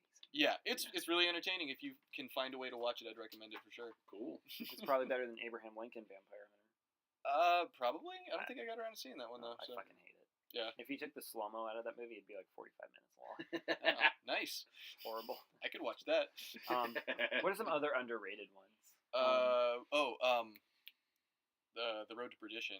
Oh, Road Okay. to Perdition. And I yeah. think I would say it's underrated, probably mostly because most people don't realize it was based on a comic. Mhm. Right. But yeah, it's a pretty spectacular. Wasn't movie. that a well-received movie, though? I think so. Yeah. Yeah. So basically what you're saying is it's underrated as a comic book movie. Yes. Right. Yeah. Because it doesn't get lumped into because there's no capes or tights in it. Yeah. Yeah. So it's a comic book movie. Comic book movie? You can... There aren't any talking animals. There's space aliens. That's what I come to this medium for. Yeah. Get out of my normal headspace and into something new and different. Wasn't there a history of violence, too? Yes. That's Yeah. it. Yeah. History of Violence. Yeah. Yeah. The best thing to come out of that is Ed Harris's Meltdown. Have you seen that? No. No. Oh, at the press junket or whatever. Oh. They're like, "Do you have anything to add, Ed?" And then he just like slams his fist on the thing and he goes like, "That! I want to add that." And he goes, "'Cause what is that?" He goes, "What is violence?" And he's like slams it down again and again. And then he picks up like his glass and he like chucks it against the wall behind him and it like shatters behind him. And he's like slamming his fist up and down and he goes like, "What is that? What is violence?" And he goes, "That's what the movie's about." And then, like, Wow. and everybody's like, "Okay." And it's not like him going like bam, like that. Right, He's hardcore. like Yeah. hardcore, Potentially damaging like, his hand. Like the table owed him money. Yeah. You know what I mean? Wow. That's I'll have to look that up. Ed Harris don't- Meltdown. Yeah. It's pretty great. Press junkets, though, dude, that's like That's gotta be the worst. That's some Guantanamo Bay bullshit. Yeah, Like, I would- at least you're protected by the Geneva Convention and some of those like black sites. Like, that's Yeah. insane. Yeah. See how you maintain your poise in that? I have no clue. Yeah. So Like, anytime there's like, oh, see this funny clip with this, this actor losing their cool, or just like getting heavily distracted or whatever, like that Mila Kunis when they were doing that Oz one or whatever, and the kid just like was like some intern that had no business interviewing her, and he just starts asking her if she'd like go to a football game with him or something. Like, just it's funny, but I'm like, once I saw that, I kind of looked into it a little bit. I was like, oh, that's why, because it's a special kind of torture they perform on these poor unsuspecting actors. Yeah, seriously. Like, what a nightmare. Yeah, that's pretty rough. I would kill myself. Yeah, well, yeah. I mean, Or I just throw a glass against the wall to make everybody so awkward that they would leave. Well, and Ed Harris back in those days, he's looks a little worse for wear these days, but back then he'd have been a lot scarier. Like, he'd still be scary, but yeah, him having a tantrum, I wouldn't want to piss Ed Harris off. Oh, no. Well, I wouldn't want to piss anybody famous off, because then I'm being filmed pissing off a famous person, and then I'm a meme now. Yeah, and then you're that kid on the bathroom, in the public bathroom. Should we give context for that? I'm gonna leave it, actually. All right. Yeah, We'll just let you guys figure that mystery. out. Well, if you've seen the meme, you know what we're talking about. Something for people to just go crazy trying to figure out. That's like, right. it's That's Easter our egg. Easter egg. Yep. Easter egg. That's right. On Easter. Got him. This episode's over. Can I just say an underrated one? Yeah. Ang Lee Hulk. Ah. I fucking love the Ang Lee Hulk. Dude, I kind of like that movie too. Yes. Yeah. Unironically love that movie. I enjoyed it. It's pretentious as fuck. Sure. Well, there's your irony.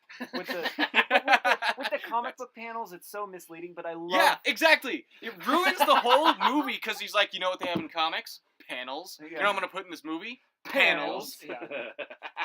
Perfect, Aang. That's amazing. How'd you come up with this shit? I think he got away with a lot of that shit because Sam Raimi's Spider-Man did so well, and Sure. Sam Raimi's kind of a kooky filmmaker, and he doesn't really make he doesn't really make like mainstream movies. Like I guess like Darkman is kind of mainstream, but like it's more mainstream, I'd say. but like he makes these kind of kooky weird movies that are on like lower budgets. And Ang Lee, of course, Crouching Tiger, Hidden Dragon, and all that. They're probably like, oh, so what we do is we get these like weird kind of smaller independent filmmakers. Yeah, these fringy guys. Yeah, the fringe guys, and we just let them do whatever the fuck they want. Yeah. The thing is, Sam Raimi's read Spider-Man comics. Ang Lee had never read a Hulk comic his entire life, I'm assuming. And I'm gonna guess he still hasn't. Would you? I bet he's got a crate of unopened Hulk comics just sitting in a storage unit all somewhere. from 2001 to like 2004. Yeah. You know what I mean? Or somebody bought him just like a couple of Peter David trades, and they were like, "Here, read these," and he's like, "No." I love the Hulk movie though. I love both the Hulk movies. I haven't seen either of them in a long time. But I haven't seen the first one in a long time. buy the Ang Lee one on DVD when it came out. Dude, I bought it and it wasn't Sam's just Club. because Jennifer Connelly either. It was because I liked the movie. Dude, I bought it at Sam's Club. I remember the night I bought it at Sam's Club, sitting in the cart because I was like 6 years old. You slept with it when you went to bed that night, just cuddling it close. I love the Hulk, and that was such a fun summer when the Hulk was everywhere, and I went to Universal Studios, and there was like Hulk shit everywhere because it was a Universal movie. But dude, I love the story it tells. It really is actually kind of deep. I'm not gonna lie. Unfortunately, whenever it was I last saw it, I couldn't see that. If you just scrape past all the comic book panels and all the goofy shit, there's a really good story in there about a father and a son, and I really like it, and about like childhood trauma and all that. Like it really tries. And I will always commend a movie that tries.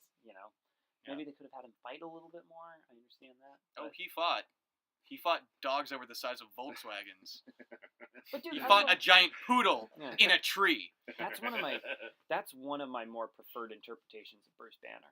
Sure, yeah. Because he's I can absolutely give you that. Like, I can't argue that. Which is what Bruce Banner is. Yeah. Like, and I've always said what I love about the Hulk is that that personality didn't come from the Gamma Bomb. It came from years of mental and physical abuse from his father. Sure. And he bottled it all up. And the Hulk is essentially a child who couldn't fight back at the world who now can. Right. You know what I mean? And that's what I love is it's everything. Anytime you've ever felt embarrassed in your life, any time you've ever felt humiliated on the playground or whatever, imagine if you had the power to do something about it in that moment. That's what the Hulk is. Yeah, well, yeah, and that's the classic wish fulfillment of like, the entire premise of the character. Right. But that's what that movie explores. Yeah. I love that when he first turns into the Hulk, it's not because he's getting mugged or he's, getting punched or something. Like, he legit just has a panic attack in his lab. Sure. And, like, just hulks out. And I love that because it's kind of like, again, it's a metaphor. Yeah. But it is kind of representative. Is it? It's representative of all of those things that keep you up at night. When you're trying to go to sleep and you're like, oh God, remember that time I threw up in 3rd grade? You know what I mean? All those million things of moments of shame or embarrassment or I could that's have what done the better Hulk there. is. Yeah. And the they Hulk have is the manifestation of that. They have some great editing in that movie. Not the comic book panels, but I mean, even if there was a good way to use the panels, that would have been great. But it's like, oh, there's a helicopter, so let's show the altimeter and then the joystick and then one of the blades spinning outside. I think they do that in that movie. They do. That's what I'm saying. It's like it's completely arbitrary shit that he puts on these panels. Like if it was relevant or something, that would be fine. But it's just it's a waste of using that gimmick. Yeah, it's not even a good gimmick. I know the Honest trailer made a joke where they're like Hulk introspect or something, and they're like, but that's actually kind of interesting to me. I'm not gonna lie. Yeah. Like I thought that was kind of interesting. It's not like flawlessly executed or anything. Sure. Yeah. But I really like that movie. I think here's one we can agree on though: the Daredevil movie. Yeah. As being bad or underrated? As underrated? Okay. I like the Daredevil movie. I barely remember it. I hear that the director's cut is actually pretty good. I've heard that for years as well. Okay, it's not like that much better. Okay. It's fine. Yeah. Okay. But people love to shit on that movie, but it's the best Daredevil movie they could have made at that time. Absolutely. And it's fucking entertaining. I enjoyed it a lot. I still enjoy it. I like that movie. It is. Especially the training scene with Electro where they've got the emo the Evanescence song. Wake me up inside. I can't wake up. It's so 2003. It's so 2003. Like you're gonna get your CD-ROM and play the Daredevil. Load up Winamp. Yeah. Press play on that. Get your Daredevil VHS. Yeah. That's definitely underrated. Because it's again, like Superman Returns, where it's just like it's low-hanging fruit, so people just take advantage of it. I don't know how Ben Affleck became like the pretty boy that people loved to hate from like 1995 until, well, it's probably still now. Right. But somewhere along the lines, he got into like too many rom-coms or something, and people were just like, that guy's just such a douchebag. Like he thinks he's so good-looking and so rich, and he is all those things, but I just resent him for it. Like Jersey Girl, probably. Maybe? Did anybody see that? I don't know. I haven't seen it. You haven't seen it either? I did. I saw it. Yeah. Sell out. Yeah, sorry. I wasn't that big of a Kevin Smith fan. I braved it. And You braved it? You're like, anything for you, Kev. Yeah. Did you brave Cop Out? I did absolutely watch Cop Out. Nice. Yeah, I did. Nice. I don't hate that movie, actually. I haven't seen it. Okay. I think for what it is, like, it's fine. Like, people love to shit. Again, people love to shit on low-hanging fruit. Mm-hmm. And I'm not going to defend Cop Out by any means. Sure. But it's like, if this didn't have Kevin Smith attached to it, and if him and Bruce Willis didn't fucking hate each other, nobody would remember that movie. Right. Yeah. That is absolutely correct. Can I say one that is total shit? Jonah Hex. Oh God, never watched it. Awful. Oh really? Oh, fuck it is no. so I mean, awful. you shouldn't watch it, but you should watch it. It's not that enjoyable. Though. No, it's not. It's not a fun thing to watch. It's a huge waste. It's only 70 minutes. Yeah. Dude, it's like a pilot episode for a show that would never get picked up. Yeah. It's like if the guys that made Birds of Prey did like a Jonah Hex pilot. Maybe they did. Yeah, could have been. Dude, it's so misguided because they put all this weird like future West like steampunk shit in there. Dude, steampunk was out like a long ass time ago. Like Wild Wild West. I don't think it lasted that long. Like it wasn't around for that long. Wild Wild West killed steampunk, okay? And the only thing that's ever come close to reviving it is like the Robert Downey Jr. Sherlock Holmes. Those aren't steampunk. They're just action Victorian era. Yeah, right. You know? Yeah. There's a distinction to be made there. No. Yeah, Jonah Hex. Yeah, starring Thanos/Cable too. Like that's the and other Michael thing. Fassbender's in that movie Right. too. Yeah. Michael Shannon. Oh yeah. Damn, dude. John Malkovich. What the fuck? How does that Lauren happen? Fox. Megan Fox. Whatever. Yeah. How does that happen though? It's I don't know.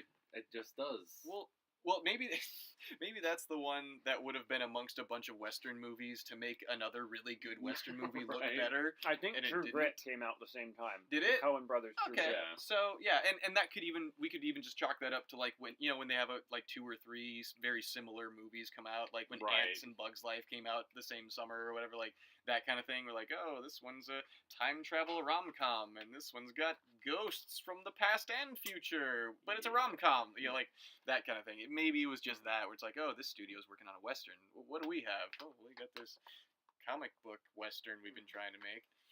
Yeah, that's sad because in the right hands, a Jonah Hex movie could be so fucking cool. Yeah. Well, and I think Jonah Hex is a little bit one of those underrated characters, anyways. Absolutely, he's one of my favorite characters. Yeah, ever. he's phenomenal. Dude, one of the best summers of my life was, I think, like between 7th and 8th grade when I just bought a ton of Jonah Hex comics and we went to Seattle for vacation. I was just reading Jonah Hex the entire time. Nice. You know? Yeah. And he's such an underrated character. Absolutely. And I would love to see. I don't want to see a Jonah Hex television show. I really don't. Well, unless it's like an 8-episode like miniseries. Yeah, if it's like an HBO miniseries or something like that, and it's got like really good production quality and stuff like that, it could be good as a series. But yeah, just you can make a decent movie or maybe 2.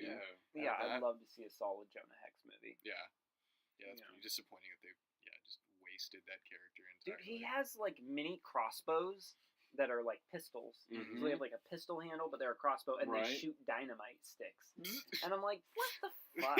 Like, what is this? This sucks. Like, damn, dude. It's so. They let some of the Arrow writers into the writers' room that day, and he's Yeah. like, "Oh, you know what's cool about Arrow? He's got trick arrows." You know what's cool about Arrow? This show is not interesting at all. It's the mother of Smallville coughed, and this slid out of her ass crack. I would rather watch the ass crack. I'd rather watch. No, that's for the next Mark Millar comic.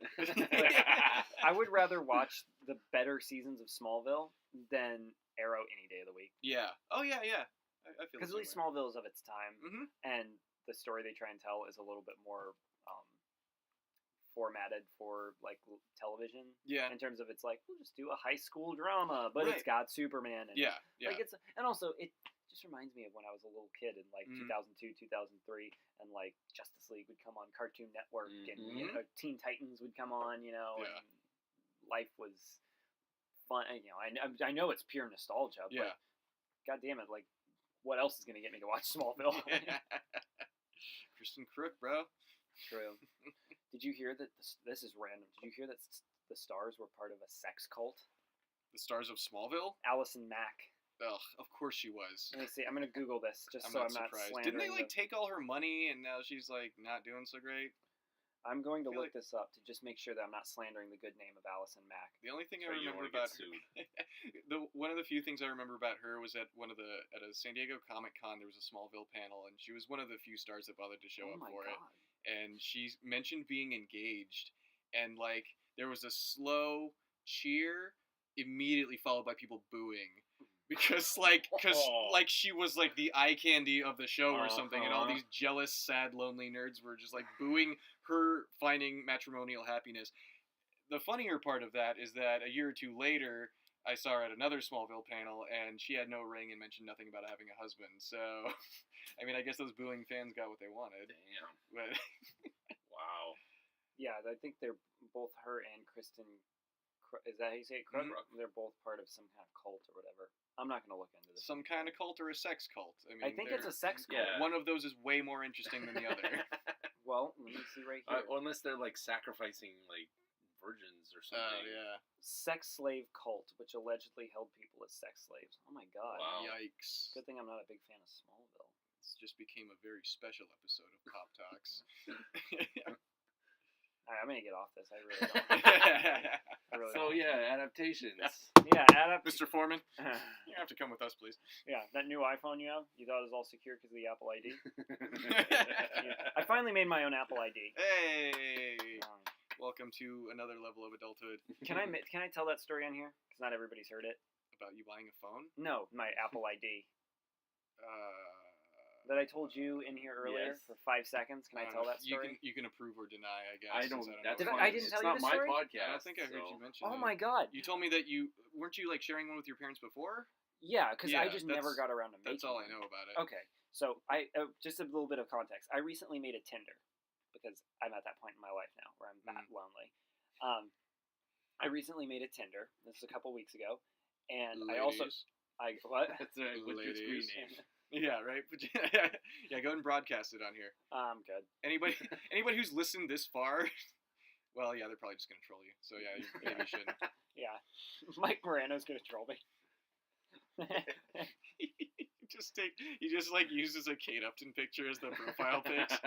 I can picture Mike doing that. Yeah, like he tries to catfish you. He just looks up sexy women, and it's like fucking like Pamela Anderson. What? And he puts it on there from like the 90s, and he like doesn't crop out like the Playboy logo properly. There's like a Jerry Ryan spread or something. Yeah, it's like fucking Megan Fox or some shit on there. And it's like, hey, big boy, do you want to meet?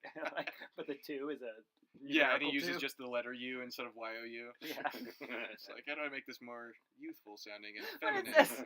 It's just like Mike Morano at Gmail or something. Yeah, right. That's Like, the email. I can clearly see it. I'm sorry, Mike.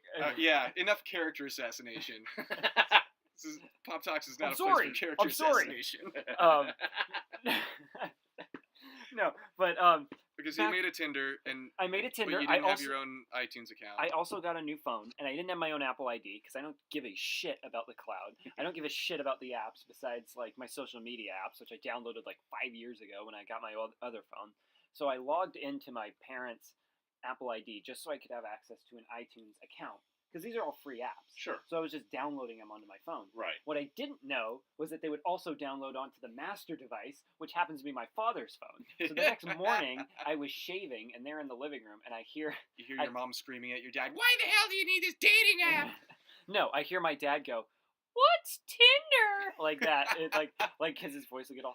he goes, your voice, every time you do an impression of your dad, the voice gets higher. Every time I that hear was you. way higher than you told me earlier. He's like, "What's Tinder?" And then I just hear this pause, and then I hear my mom go, "Oh my god!" And I was like mid-shave, and I was like, "Oh god." It's like your parents finding your laptop open to Pornhub, and they just That'd some of the innocence that they used to attribute to you is just porn, comma, gone. gay, exclamation. Yeah. That's again no context for Yeah. that. We're not gonna get into that. That's a pre-recorded. Yeah, you should have been here if you Yeah. wanted to get that joke. It's- Sorry, Mike. Yeah, it's definitely after hours. I just mentioned Mike because I know he's the only one that listens this far. Yeah, well, I mean, Richard I wouldn't do. listen. Yeah, No, Richard no, listens. no, Yeah, listen. I'll listen to this one to this point. Yeah. I Hi, bet Aretha. Greg's still listening. Like, Yeah, what? I bet Greg's still listening. Yeah. Hi, Greg. Hi, Greg. Happy Easter. Happy Easter. As we talk about just pornography. We were supposed to be talking about comic book adaptations. And We that, did. Yeah. We didn't not talk about comic book adaptations. Oh my god. What this other is- ones you want to talk about? Ninja Turtles. That was a good adaptation. Yeah, that was fine. They said hell. They said damn in it, and all Yeah, the kids right. freaked out. Uh-huh. Damn. Oh my God. Can I just underrated the first Michael Bay Teenage Mutant Ninja Turtles? That's not a bad movie by any stretch. I never saw it. It's not good, but it's like the first Transformers. Ugh. It's fine. Yeah, I haven't seen it, but I'm kind of with Jason on that. I don't know. Look, I can sit through it. It's- It's fine. Yeah, what else can you sit through, dude? Like, I how many can't sit through. Hellraisers did you sit through? Like, this is I like got cinematic up. I got up gold. to 3 and I quit. Yeah, so And I quit on Transformers too. Like I cannot do the Transformers movies. good. Yeah. You're right to not That's- do them. yeah. I'm just saying the first good thing. Michael Bay TMNT movie is fine. It's unnecessary. Yeah. It's Well, 'cause entirely Also, do kids give a superfluous. shit about the Teenage Mutant Ninja Turtles? No, but their parents do. Their Yeah, I dads was gonna do. say I don't think kids are that into that, but No. their Well- parents that are my age, probably a lot of Yeah. them are apeshit about Yeah, that they stuff. and really the kids probably weren't into it before. Although there's been a TMNT animated series pretty consistently, not necessarily the same one, but there's Right. been one of them pretty consistently for the last several years. So they may have had some familiarity with it already. But yeah, I think it was mostly their parents taking them, and then probably from then they were all about Ninja Turtles for a month or two. Yeah. But yeah, I mean, it's fun. I don't hate the movies themselves. I guess I just hate what they represent, which is, raping our childhoods and stuff like that. I'm not cool with that. In the same way that I don't think they needed to make Transformers movies. The 86 animated feature they made, it's an awesome Transformers movie. It's the only one I need. It's great. And these other ones are very flashy, and I don't know if they even pushed the boundaries of the technology at the time, but that's great. They're a visual feast or whatever. I don't need it. There's nothing to them that I find interesting. But you're not of the age range where you would need it anymore. Right, yeah, exactly. But weren't we talking about this with comic book characters where you constantly update for the new generation? Sure, yeah.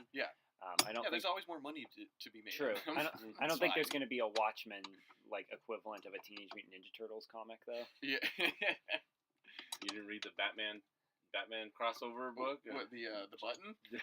No, the James Tynion Ninja Turtles Batman. Oh, that, yeah. No, how about with Freddie Williams the third? Yeah. That's Watchmen level, isn't it? Toy art. Raphael, the city is a whore. Yes, it is. It's not even Alan Moore. It's Frank Miller. The city is a whore. I take a dump on its chest in the sewers. This pizza is shit, just like my life. And he's taking a drag off a cigarette or whatever. Oh my god. I think I saw that first one once. I think I saw the second one once. Out of the Shadows, you mean? Yeah. Out of the Shadows is who gives a fuck? Who cares? Yeah, and I feel like that's the message from everyone who worked on that movie. Is we really don't give a shit. We're just gonna make some money real quick. Yeah. I mean, not that I'm the biggest TMNT fan or anything. No, neither am I. I haven't read all the comics and watched the whole animated series or anything like that. It's just it's a property I like. It's impossible to watch that. Really? I don't doubt it, but yeah, it gets real shit real fast. Okay. The first season is it's of its time, but then once you keep going, you're like, oh my god, this doesn't end. It's not one of those that gets better as it kind of figures out where it fits in or anything. It's not the real Ghostbusters. Yeah, I was just gonna say kind of like the Ghostbusters cartoons. Yeah. No. Okay. What's some other adaptation? Oh, Green Lantern shit. Catwoman shit. Oof. Catwoman is the worst film I've ever seen in my entire life. Yeah, I think that's fair. Yeah. I hate that movie. I don't think you're gonna find many people that disagree with you on that one. Yeah. I mean, just Halle Berry, maybe. She hates it. Yeah. She won a bunch of Razzies though. So. Oh, okay. Well, I mean, she got some recognition. Yeah. She actually showed up for the Razzies. Yeah, good for her. Yeah. How about X-Men Origins Wolverine?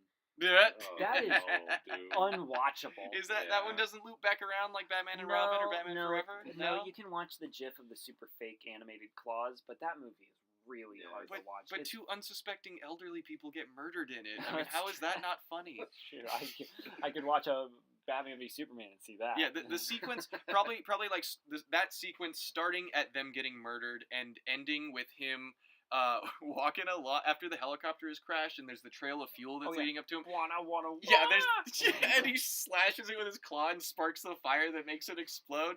From that part to that part, I think is pretty entertaining. There's nothing else redeeming about it, but at least that part, I could probably watch that 2 or 3 minutes of footage and be like, yeah. Well, the opening with the wars was pretty fucking awesome. Yeah, it was cool. I mean, it doesn't redeem the movie. No, not even in the slightest. But yeah. So those opening credits versus the Watchmen opening credits. I love them both. God damn it! I love them both. Dude, the Watchmen opening credits was good. I didn't have a problem. That was the best part of about that movie. I thought just about. Keep your eyes wide. The chance won't come again. Now that I bring it up, actually, that's probably one we should talk about since it's a point of contention between the two of us. Watchmen? Yeah. Okay, you think I'm a fucking idiot 'cause I like it. I don't think you're a fucking idiot because of that. To be fair, we do work together, so you have plenty of reasons. Exactly. We spend plenty of one-on-one time together. We have a list of other reasons to think the other's an idiot. Yeah, we work together. You've seen me try and operate a cash register, so you have plenty of reasons to think I'm an idiot. Right.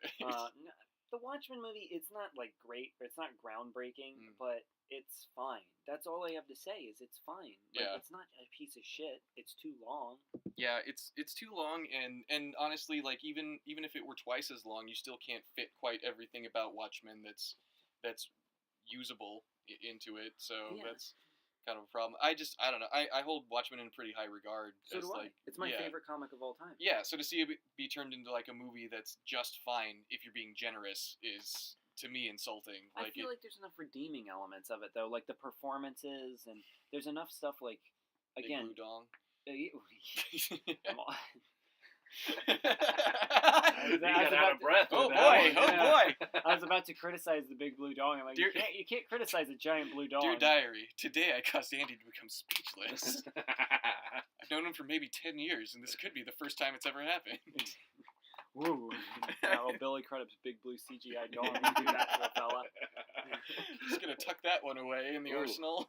Can you tuck it when it's that big? In the arsenal. My dad. Who's Dr. Manhattan? Who's Billy Crudup? There's all these pictures saved on there. What's BBD? Big blue dog. Yeah. Hey, Mike Moreno, if you want to catfish me, just put up a fucking picture of Dr. Manhattan. Swipe right on that dong. Well endowed, dog. Yeah. I could take you to my fucking Mars palace. And... If it's big and it's blue, I hope I match with you.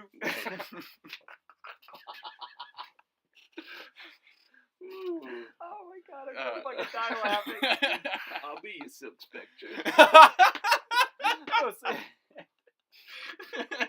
I'll vaporize you after we're done. All the evidence after we're done. Oh.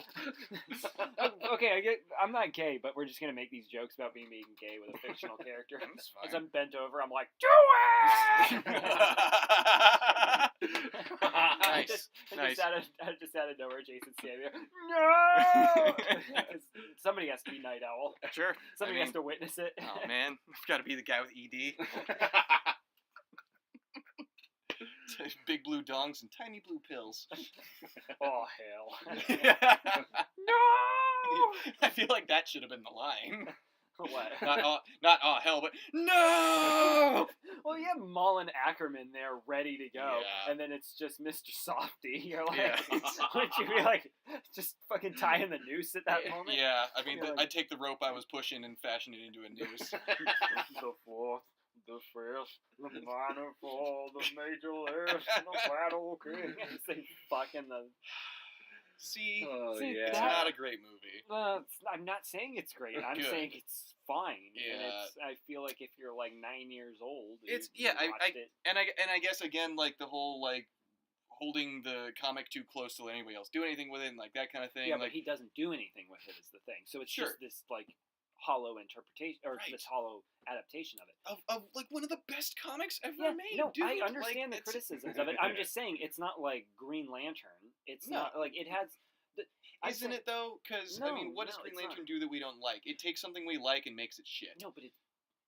Oh, I was about to say it's boring, but Watchmen is boring too. Yeah. But at least Zack Snyder is a talented enough filmmaker that there are action sequences in there, and it has it looks phenomenal. Yeah. It is a great looking movie. It's not bad to look at. Yeah. But there's Like a nothing big going. blue dog. It's That was not- good. yeah, I was gonna say. It's not bad to look at, but like there's licking not a much going battery. on upstairs. Licking a battery. That's a line from that movie. Yeah, in yeah. the comic. Yeah. Yep. Yeah. Oh my god. Yeah, it's not good enough to be Watchmen is the problem. No, It's like I if you're know gonna that. adapt Watchmen, first of all, don't. Yeah. It's meant to be a comic. It works best as a comic in the form that Oh, they yeah, made yeah. it. Like there's nothing you can do to improve on this. I mean, I guess you can hand it to a broader audience by making it a movie, but just don't. Like it's Yeah. just not. It's not meant to be that. It's like I don't know. Yeah, it's hard to come up with something. It's like write me a song based on Starry Night by Yeah. Vincent Van Gogh or something. Like it's just you no, why? It's Yeah. great as a painting. Like just leave it as a painting. I don't need it to be made into a movie musical or whatever. Don't you want to know why the night is starry? So where are you with the Damon Lindelof potential series coming out? that I'm interested in, partly because his Leftovers series on HBO I thought was really cool. Mm-hmm. It's definitely very losty in that you think it's about something, and then you Right. watch the whole 3 seasons and you're like, it was not really about that, was it? I like that each season had kind of a different theme to it. Like even by the time they did season 3 and they were doing recaps that drew from previous seasons, Right. you look at it and you're like, holy shit, this is the same show. Like it's very different each time, but you don't really notice it as you're watching it, linearly. But yeah, so I think he may have the chops to do something that caliber. Also, yeah, it being on HBO is probably the best home for it. It's the best place they could possibly do it. Right. And it being serialized, I think, will allow them to let it all, expand the way it needs to, like take it out of its box and let it unfold like a Nectar mattress or whatever, like, JPM Comics Pop Talk, sponsored by Nectar. So I think they'll have enough time and space to flesh stuff out. It is still not the medium it's made for, but I think that they have a better chance of doing a better adaptation of it in this format than they did with the movie. You know what I'm nervous about? There's a rumor that it might take place in current day. I'm like, no, the 80s is what makes it fun. Yeah, well, what makes it fun is just that it, like, overall the whole thing has like a 50-year lifespan that they're working with the entire time. Like, it draws on a huge chunk of time and history, from like the 40s to the 80s. Right. Yeah. So it takes place in that big amount of time, and actually, it works very well in that way because it also reflects like real life. When we were reading superhero comics in this timeline, in this parallel universe, there were actual superheroes showing up. So it's kind of fun to have that parallel and everything. I really hope it doesn't do that. I think I've heard that too, and that's not a great move, I don't think. Oh, what is it going to be like?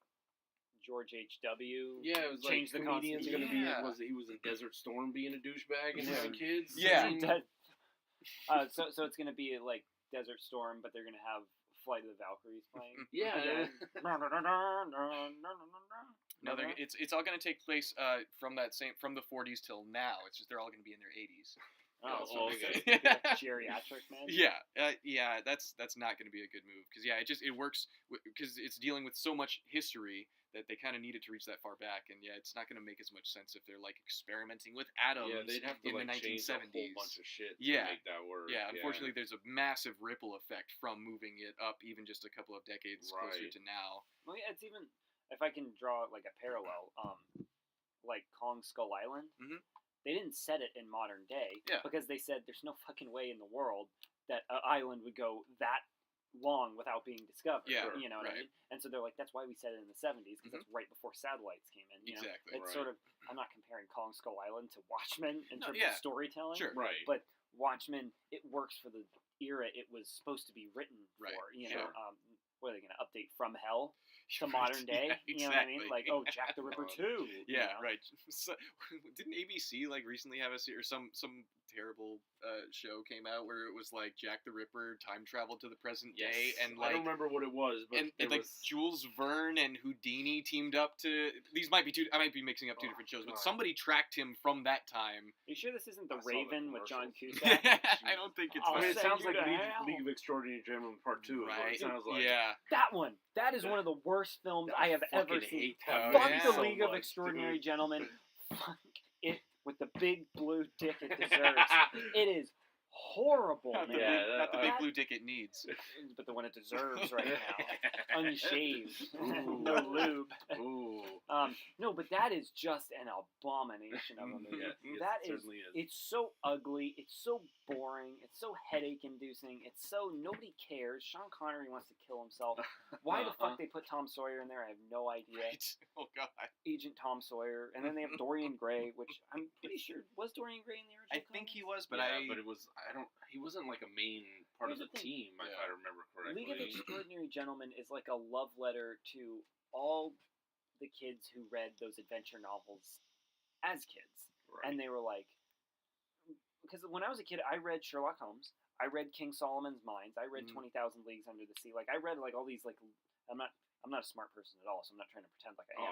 But I read like all these like literary classics, but was actually excited by them. Yeah, you know, you were the kid from Neverending Story. Exactly. You're Bastian. Never fucking seen the movie, but dude, see that movie. It's really good. Except for when the horse dies. Oh shit! My God. Spoiler alert! Spoiler alert! All you kids that maybe haven't seen the Neverending Story. Yeah, sorry, Mike Moreno. Did you know that actually happened though? What actually happened? The horse actually died? Yeah, dude. So they had it on a platform in the swamp, and the platform malfunctioned, and that horse actually died in front. Yeah, dude. No. Yeah. As if I wasn't traumatized by that shit enough already. So all the tears that we've cried over that horse as children, they were legit tears for a legit dead horse. And the kid, what's his name, Noah something? I don't know. That played Atreyu, like that kid was traumatized. Like he did not do any more acting after that, really. Like, dude, because he was so fuck fucked my up Easter after up, Jason. Yeah, happy Easter, dead horse. It's the fucking Godfather up in here. That's all he's gonna think about while he's watching The Passion of the Christ tomorrow. Yeah. Is that the tradition now to watch The Passion of the Christ? I don't know. 10 Commandments and Passion of the Christ. Passion of the Christ has more to do with Easter. Yeah. Maybe sprinkle in a little bit of God's Not Dead for good measure. Yeah. Did you know that that's a trilogy now? Yeah, we talked about it in our last episode. Oh, we did? Yeah, did. God's Not Dead. I'm pleased to announce that it is now a trilogy. Yeah, lucky us. Oh, God. We should do... Make some room on your list of best trilogies ever, because... That should be the next Pop Talks. We review the God's Not Dead Oh, trilogy. no. We do talk about a lot of pop culture. Yeah. I'm sure it's about some school teacher or something that petitioned the PTA or some... I don't fucking know. Let kids pray in school. Yeah. They're all praying in the back of my pickup truck right now. I'm a patriot. A patriot? It's just Mel Gibson. What? Mel Gibson is in God's Not Dead 4. The Patriot? Yeah, The Patriot. During the Revolutionary War or some shit. Or no. Jews. Oh, shit. That's what he would say. That's what he would say, yes. I'm not editing that out. Yeah, Like, I don't leave it in. I don't edit that, so but I guess He- Rich will be the He said racist. it, yeah. He was imitating someone who is a known racist. Okay. And has that's since all right. made something of a comeback. I mean, people Apparently. did not see his last couple of movies. Daddy's Home too. Mm-hmm. And was it Hacksaw Ridge was like getting awards attention, right? Yeah. So he's not. Please, long.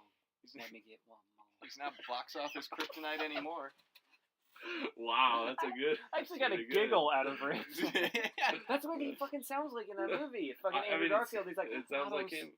Sounds like him in everything. Yeah, Yes. well, in every other one, he's like, yeah, it's me, Andrew Garfield. But in this one, he has some kind of like accent to try and make himself seem more innocent. More of an American. Yeah, and he's like, I don't know if I can live with myself if I don't stay true to what I believe. And it's just like, I believe that with great power comes great responsibility.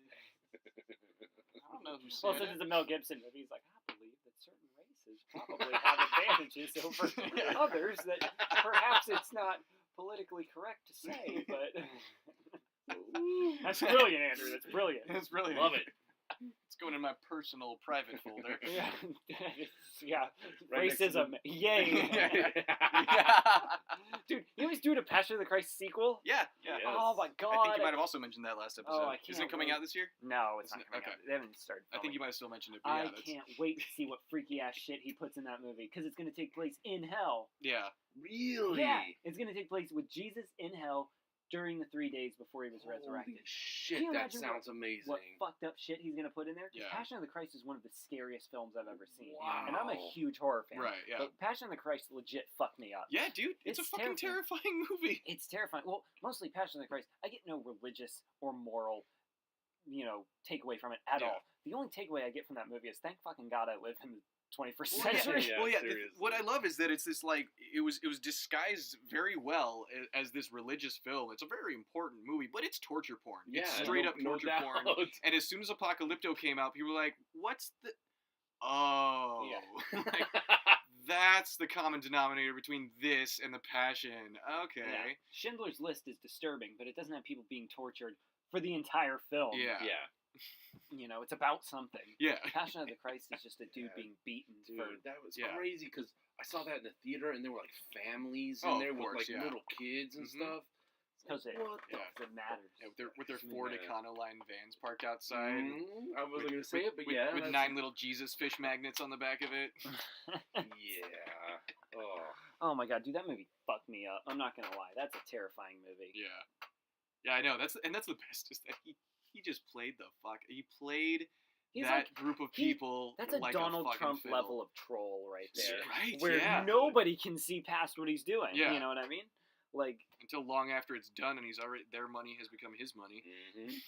well, now they're doing a second one, so Yeah. more money. Dude, I can't wait Yeah, but for he's gonna get my money for this one. Yeah, What? dude. The second one. He's gonna get my money. I'm Dude. excited Cool. about Yeah. this I now. can't wait. I can't wait. Jesus to in see- hell? Are you Yeah. kidding me? I mean, in. this is finally this is the payoff for us sitting through the first one. This is Right. gonna be the best Hellraiser movie ever Yes, made. absolutely. Ever made.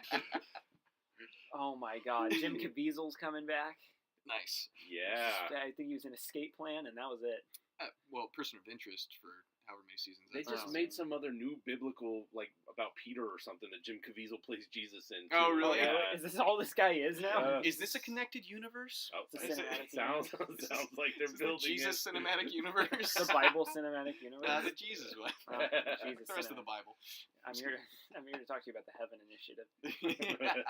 That's not my greatest one, but to be fair, we've been recording for like an hour. So you call it the Disciple Initiative, maybe? Yeah, Disciple Initiative is where I was going to go. The Disciple Initiative, okay.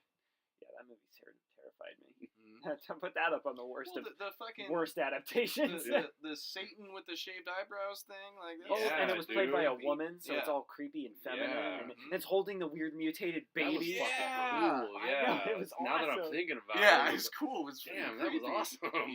Yeah, well, it's not cool when you're like 8 years old, 9 years old. Maybe you were one of the kids in the theater. No, I didn't see that. No, I didn't see that in the theater. But I was young when I saw it, and I was like, "What the fuck is this?" But that was okay. That's one of those things where it's like they didn't let me. My parents didn't let me watch that because they were like, "Well, this movie matters." The way they went about R-rated movies was like if it was like more real or like say it was saying something. So like Saving Private Ryan, I could watch. Like Schindler's List, I could watch. Yeah. It was stuff like that where it's like, oh well, at least he's getting educated. Yeah, from it, right. You know, so like I was able to lump Passion of the Christ. I also fucking lumped United '93 in there. Okay, yeah. Which not like because when you're a kid, you just want to say you watch R-rated movies. Yeah. You know what I mean? You're not like. By the way, United '93 fucking scared the shit out of me too. That scared the shit out of me too. But I'm just saying, like when you're a kid, you just want to say you've seen R-rated movies. Yeah. So that's why you're like, I'll sit through these fucking boring ass movies that like are meant for adults. And every time you do it, it increases the chances that they'll let you watch Clerks or something. So. Yeah. Well, eventually, Halloween and Alien followed and all that. So sitting through the Passion of the Christ achieved something. Yeah. That's right. And again, the sequel is going to be the payoff. I know. I can't wait. Yeah. It's going to be so much fun. It is appropriate that we were talking about this on Easter. Yeah, it kind of is. Yeah. If he's going to be in hell the whole time, then this question's probably moved. Is Monica Bellucci going to come back? Maybe. I mean, she could be some kind of a phantasmic, whatever. He was into her at the time. He got maybe. Mm-hmm. Wait, who did she play? Mary Magdalene. Okay. Yeah. Who played the Virgin Mary? I don't remember. Was it like? It was probably like some like actress from like foreign films. It was probably like the lady that played Anakin Skywalker's mom in because they used a lot of someone that if you put them next to each other you'd think they were the same person. No, I feel like it was somebody, but I don't. It wasn't like Sally Field or anything like that. So they used a lot of like foreign actors because they could do the lines, in a different language. What about the part where he's in like the garden and he's like praying and then like a snake comes out and you're like, what the fuck is this? What is going on? It's like so scary. Maybe I will watch that for Easter now. That actually sounds like not a bad idea. Can we do a Pop Talks commentary on the Passion of the Christ? I mean, I guess we could. I feel like we would need to record it tomorrow for it to still be relevant. No, it'll be for next Easter. Next Easter, okay. So put that on the list for time. Yeah, that, and then we got to figure out how we're gonna do a Star Wars Holiday Special style episode by Christmas time. I'll bootleg it. Maybe we can do a few different holiday themed movies or something like that. Yeah. Do commentaries on those for like the month of December or something like that. Halloween, we could do one for Halloween. Not watching Halloween. It's actually a good movie. Mm-hmm. Yeah, you want to pick a shitty one. Yeah, we want to watch something that we could actually like make fun of. I don't know what's a Leprechaun Origin. Is that what? Is that the new one? Yeah. Hornswoggle. They're doing another one. Another one. Of those? Yeah, next year. And it's going to be on Sci-Fi, which means you're going to have to watch it. Because you watch a lot of TV, and you watch Leprechaun Origins. So you better record that shit. Oh, yeah. When we were talking about the score, the John Williams score for Superman, they use it in Krypton. You watch Krypton? I watched the pilot. What the fuck? Why? Why? Because I have to see how extensive the train wreck is. Is it bad? It's, it's bad compared to, like, good. Yeah. It's not bad. It's not bad compared to like the CW shows. It's better than the CW shows. I wouldn't say. I don't think I'd say it's better. It's no, the same. It's on par with the CW shows. It's not, and it's not even like I can get some comedic value out of watching Gotham. At least, it's so dumb. Yeah, it's just so absurd. Everybody is just chewing the scenery. It's way over the top. It's entertaining in that way. It's not a good show itself, but it's something I can stand to sit through because it's just so hilarious. But yeah, Krypton is not going to have that going for it. I don't know what they were thinking when they decided to make this show. They're doing Metropolis, and it's going to be about Lex Luthor and Lois Lane before Superman. Yeah, shows I think I heard Who about that. Why would anybody want to watch that? Yeah, shit. Who cares? that's the thing about okay, Gotham. I get it. You take Batman out of the equation. You still have his rogues gallery. You still have the city itself, both of which are mildly entertaining. They're and yet pretty iconic. Yeah, and the Sure. way in which they go about it is so just silly and dumb. You can enjoy it. You can you can actually get into it, or you can just poke fun at it and laugh at it the whole time. But you've at least got like 2 of the 3 things that make Batman cool. Right. Once you pull away the one element, Batman himself. But with Superman, like, what makes him cool? He's got superpowers. The people that he cares about that work at the Daily Planet, and like him coming from Smallville, and living in Metropolis, like any of that stuff. It's his story. Yeah, it's about him. But once you pull him out of it and then throw it back a couple hundred years, there's zero relevance to that character or that fan base. Right. Yeah. So like you got that like dozen or so really don't- hardcore Superman fans that loved, Superman World of New Krypton or something, like they just Right. love that aspect of it, but that's like 20 people. I'm a huge Superman fan. I couldn't give less of a shit about Krypton. I remember there was like a book called like The Last Days of Krypton or whatever, and it was like an actual novel. And I tried reading it. I'm like, I don't care. Yeah. Like, I really don't care. Right, yeah, because they sucked out everything about it that was interesting to you, which is Superman. Yeah, Superman is what's interesting. I mean, even if it were a planet, like if Krypton suddenly got a yellow sun and everybody on the planet had superpowers, that might even be a little bit interesting, but it's not. It's going to be a show about regular people.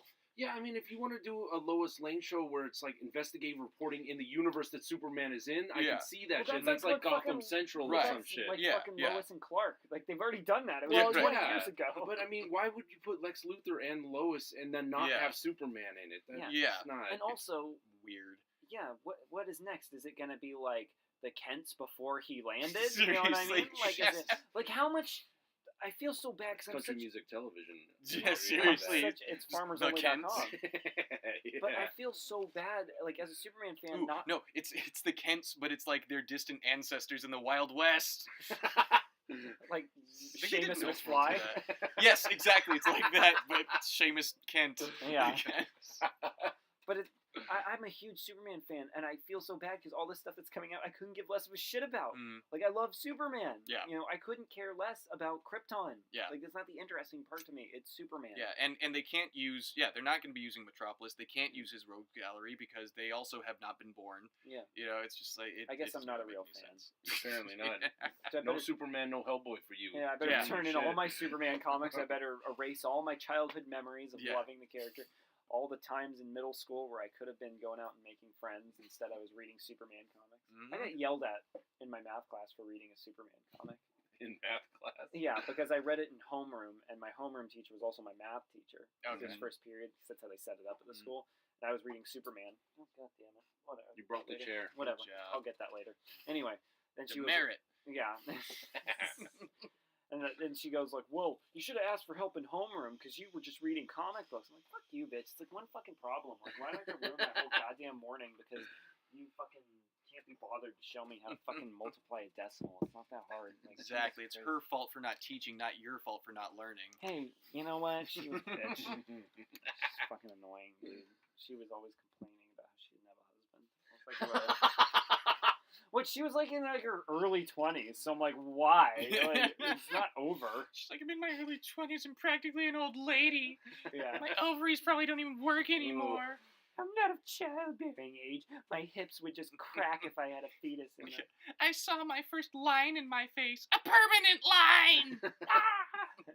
I'm a monster!